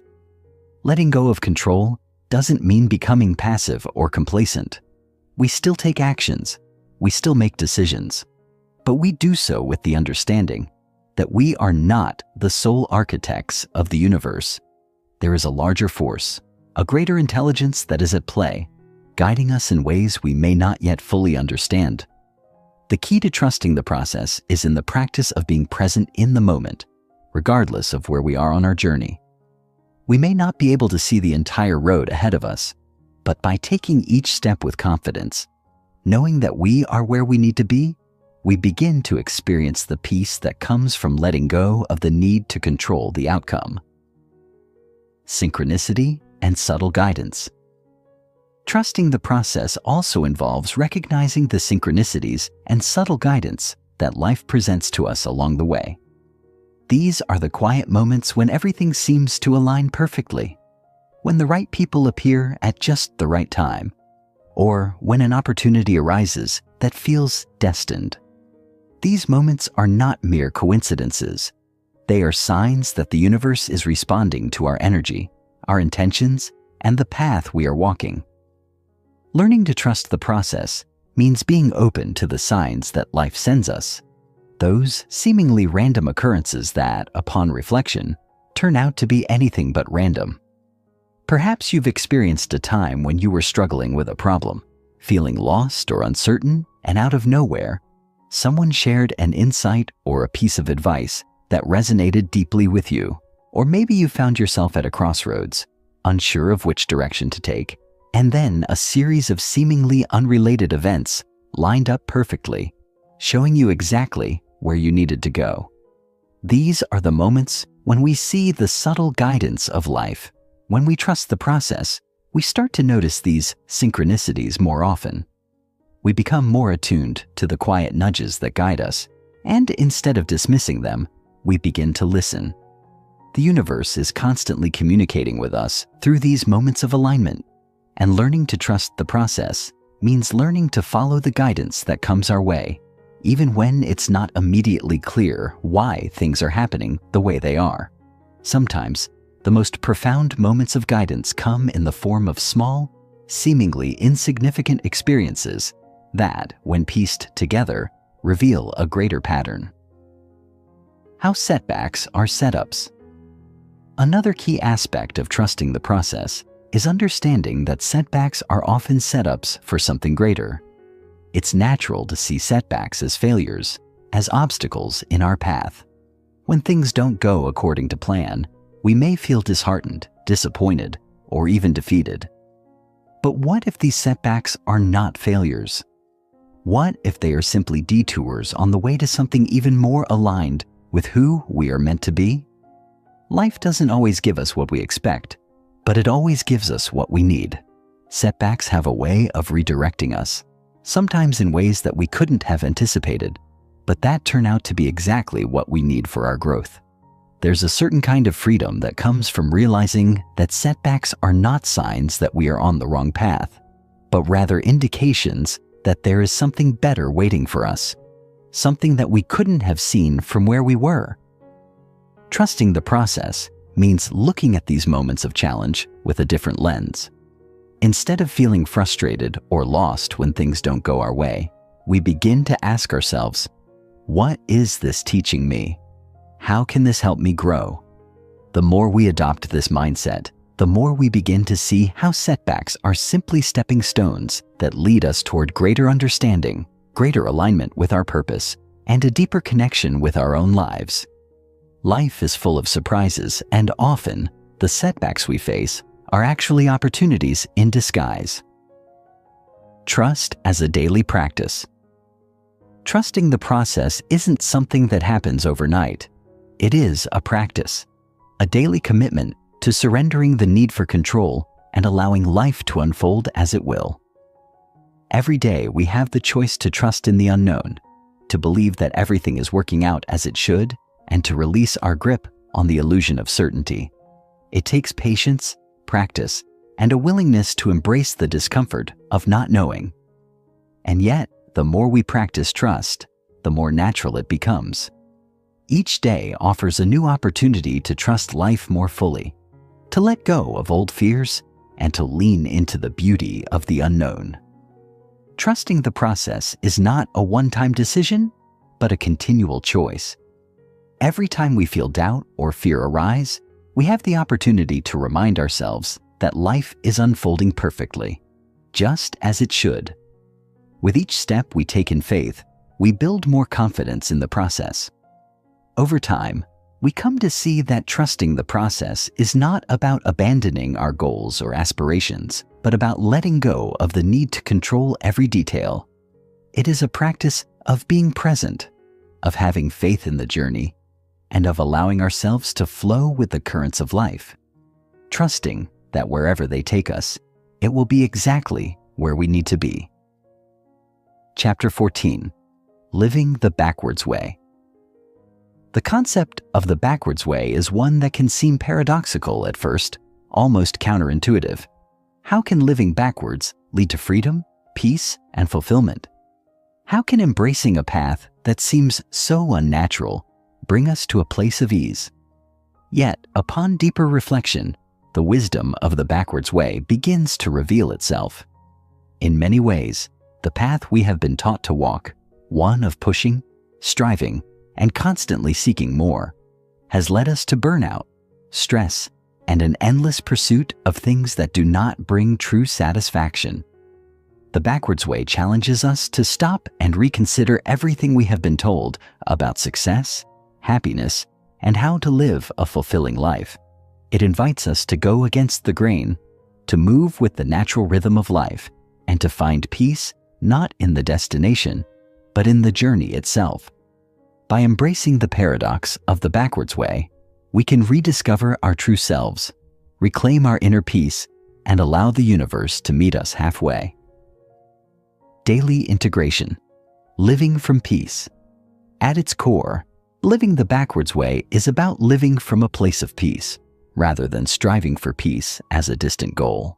In a world that constantly pushes us to achieve more, do more, and be more, it's easy to forget that peace isn't something that can be earned or achieved.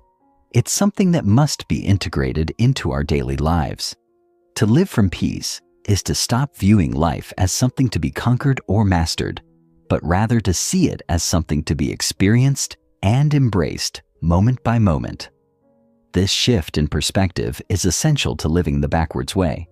It's a radical departure from the usual mindset that equates success with busyness, productivity, and constant striving.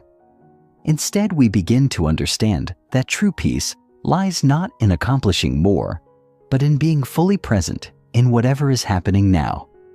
Living from peace means finding stillness even in the midst of chaos, embracing the beauty of the present moment, and knowing that we don't have to do anything more than simply be.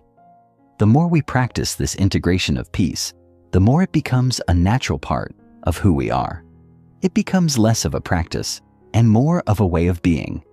The more peace we cultivate internally, the more it begins to radiate outwardly, influencing our relationships, our work, and every other area of our lives. Daily integration of peace is not about waiting for the right conditions or external circumstances to align. It's about choosing peace in the midst of whatever life throws at us. It's about seeing every experience, whether joyful or difficult, as an opportunity to practice peace. This might mean pausing for a moment of deep breathing in the middle of a stressful meeting, taking time in nature to reconnect with your inner calm, or letting go of judgment when things don't go as planned. The key is not to avoid challenges or difficult emotions, but to allow ourselves to experience them without being overwhelmed by them. Peace comes from within, and it's something that can be accessed at any moment. By living from this place, we create a life that is grounded, centered, and in harmony with the flow of the universe. Letting the universe meet you. halfway. One of the most profound aspects of living the backwards way is the realization that we do not have to force the universe to give us what we want. So often, we operate from a mindset of scarcity, believing that in order to achieve something, we must constantly push, work harder, and hustle until we achieve our goals.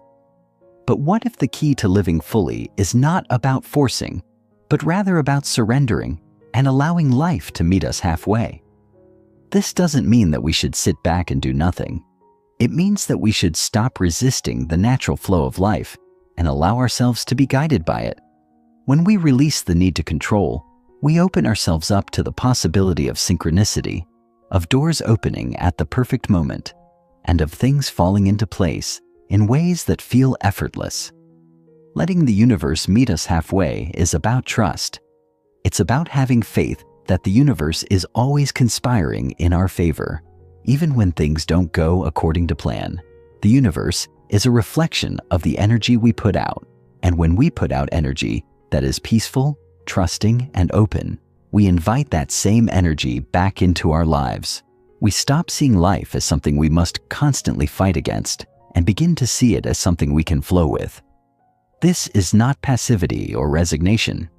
It's a dynamic, empowered surrender to the natural rhythms of life. Letting the universe meet us halfway also means releasing our attachment to outcomes. It's about shifting from a mindset of, I want this and I need it now, to, I trust that what is meant for me will come at the right time. It's the difference between pushing for something with force and simply allowing it to manifest in its own time.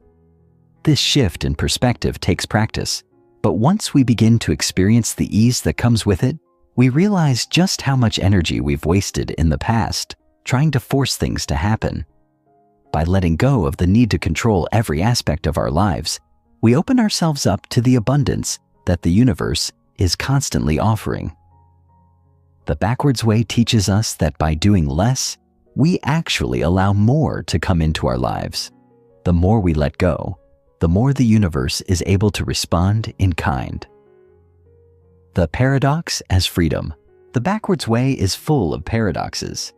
Ideas that seem contradictory on the surface but, upon closer inspection, reveal profound truths. One of the greatest paradoxes of this path is that true freedom comes not from striving for it, but from surrendering to it. The more we let go of our need to control, the more we experience freedom. The more we stop trying to force things to happen, the more things begin to flow with ease.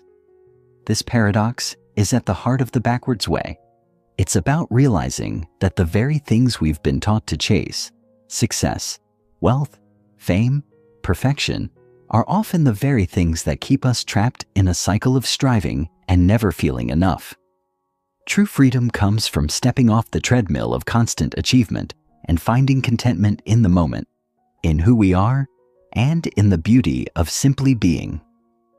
The backwards way invites us to turn our focus inward and realize that we already possess everything we need. All the answers we seek, all the peace we crave, and all the fulfillment we desire are already within us. When we let go of the external chase, we find that we are already whole. We already have everything we need to live a meaningful, fulfilling life. Living the backwards way means embracing the paradox that in surrender we find strength. In doing less, we become more. In letting go, we receive. The paradox of freedom is that it is not something we can chase or achieve.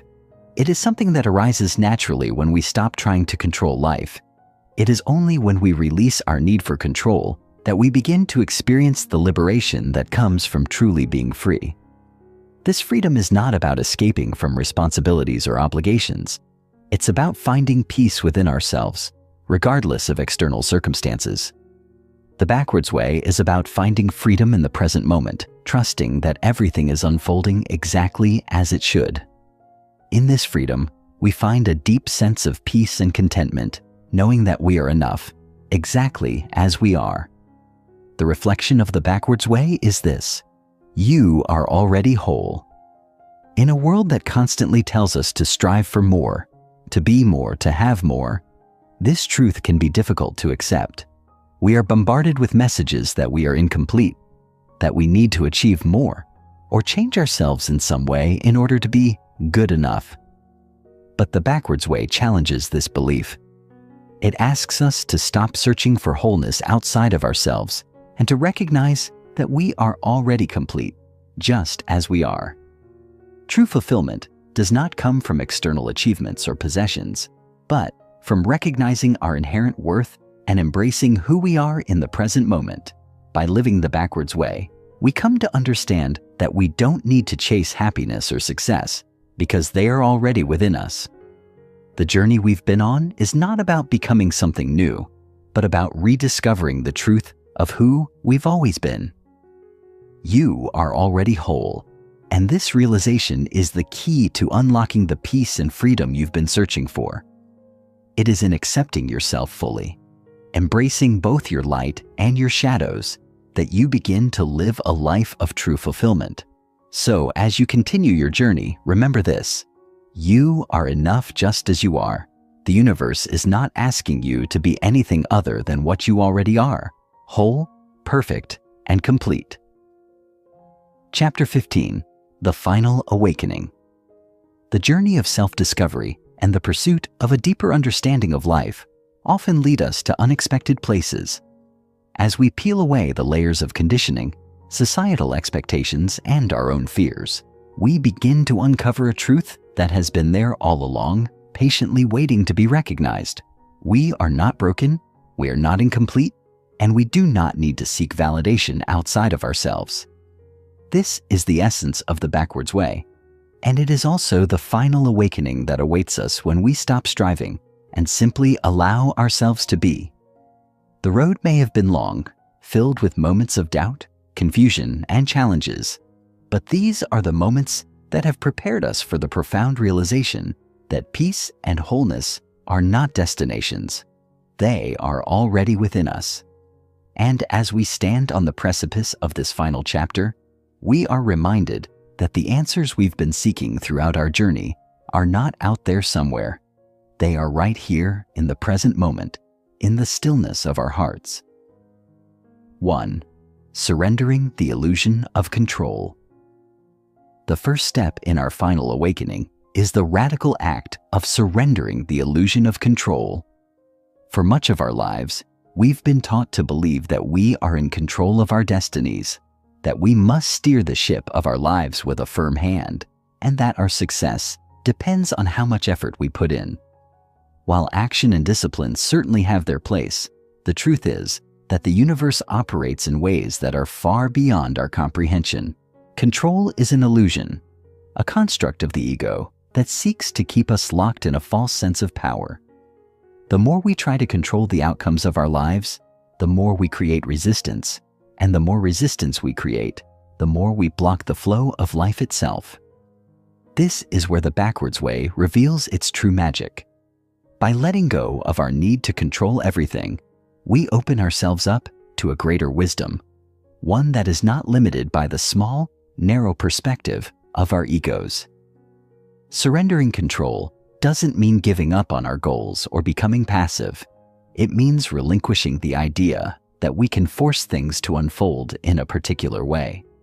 It means trusting that life will unfold as it is meant to, even if it looks different than what we had imagined. This is where the concept of allowing comes in. When we allow life to flow, we move with it instead of fighting against it. The process of surrender is not about becoming passive or disengaged from life. It is about cultivating a mindset of trust and openness.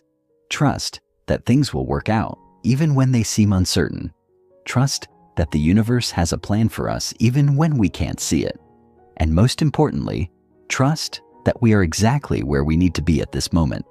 By surrendering control, we make space for the universe to meet us halfway, offering us opportunities and insights that we would not have received had we continued to push and force.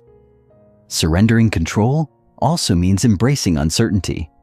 Life is inherently uncertain, and we often find ourselves trying to control the outcome of situations because of our fear of the unknown. But what if we could approach uncertainty not with fear, but with curiosity and trust. What if we could see the unknown as an exciting possibility rather than a threat? When we let go of the need to predict and control the future, we free ourselves from the weight of constant worry and anxiety. We allow life to unfold in its own perfect timing, and we find that the things we need, whether they are experiences, relationships, or opportunities, come to us exactly when they are meant to. This is the beauty of surrendering control.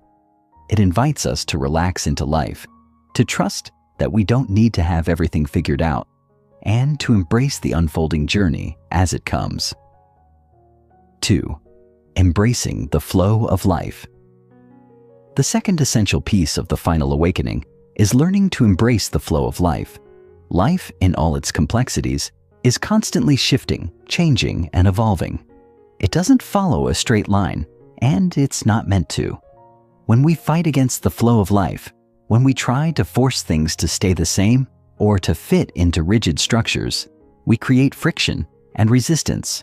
But when we learn to embrace the natural flow of life, we begin to align ourselves with the current of the universe, and that is when the magic happens.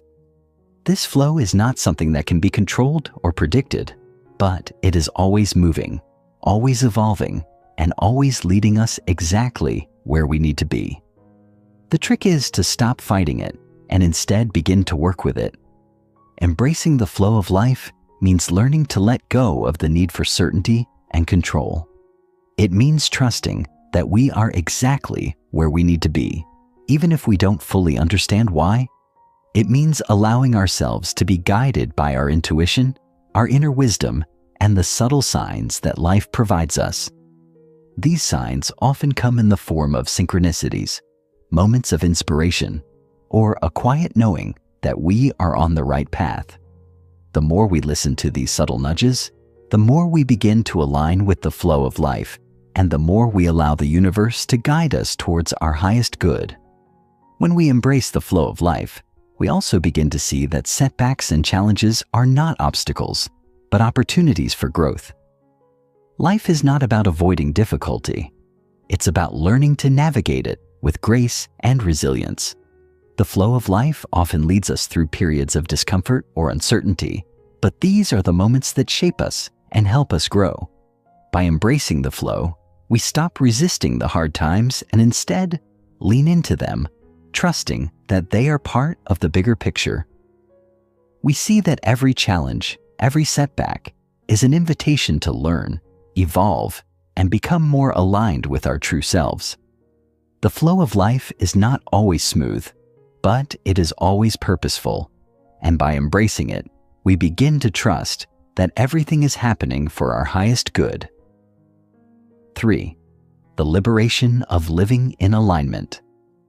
Finally, the final awakening comes when we learn to live in alignment with our true selves. Throughout our lives, we are often taught to conform to external expectations, to fit into predefined roles, and to pursue goals that may not truly resonate with our deepest desires.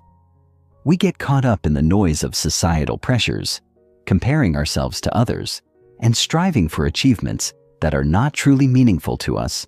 But living in alignment with our true selves means letting go of these external influences and tuning into our own inner voice, our own sense of purpose, and our own values. It means honoring who we are, what we stand for, and what we truly want out of life. Living in alignment is about finding the courage to follow your heart, even when it leads you down a path that others may not understand. It's about making choices that are in harmony with your authentic self, rather than trying to please others or conform to societal expectations. This alignment brings with it a deep sense of fulfillment, because it is rooted in your true essence. When we live in alignment, we stop second-guessing ourselves, and we stop trying to fit into boxes that don't resonate with our soul. We begin to create a life that is truly our own, one that reflects our values, passions, and desires. The liberation that comes from living in alignment is profound. It frees us from the need for external validation, from the constant pursuit of achievements that don't bring lasting happiness. When we live in alignment, we find that we no longer need to prove ourselves to anyone because we are already whole. We no longer need to chase after things because we realize that everything we need is already within us. This liberation brings peace, joy, and an unwavering sense of purpose. It is the final step in our journey, the realization that we are enough just as we are, and that we are worthy of a life that is true to our deepest desires. Living in alignment is the ultimate expression of freedom, and it is the key to unlocking the life of fulfillment and joy that we have always been seeking. As we come to the end of this journey, we recognize that the backwards way is not a destination, but a process, an ongoing unfolding of who we are meant to be. The final awakening does not mark the end of our growth, but rather the beginning of a new chapter, one where we live with greater awareness, alignment, and peace. The journey of living in the flow, surrendering to the universe, and embracing our true selves is a lifelong process, and with each step we take, we come closer to the deep realization that we are already whole, already enough, and already free.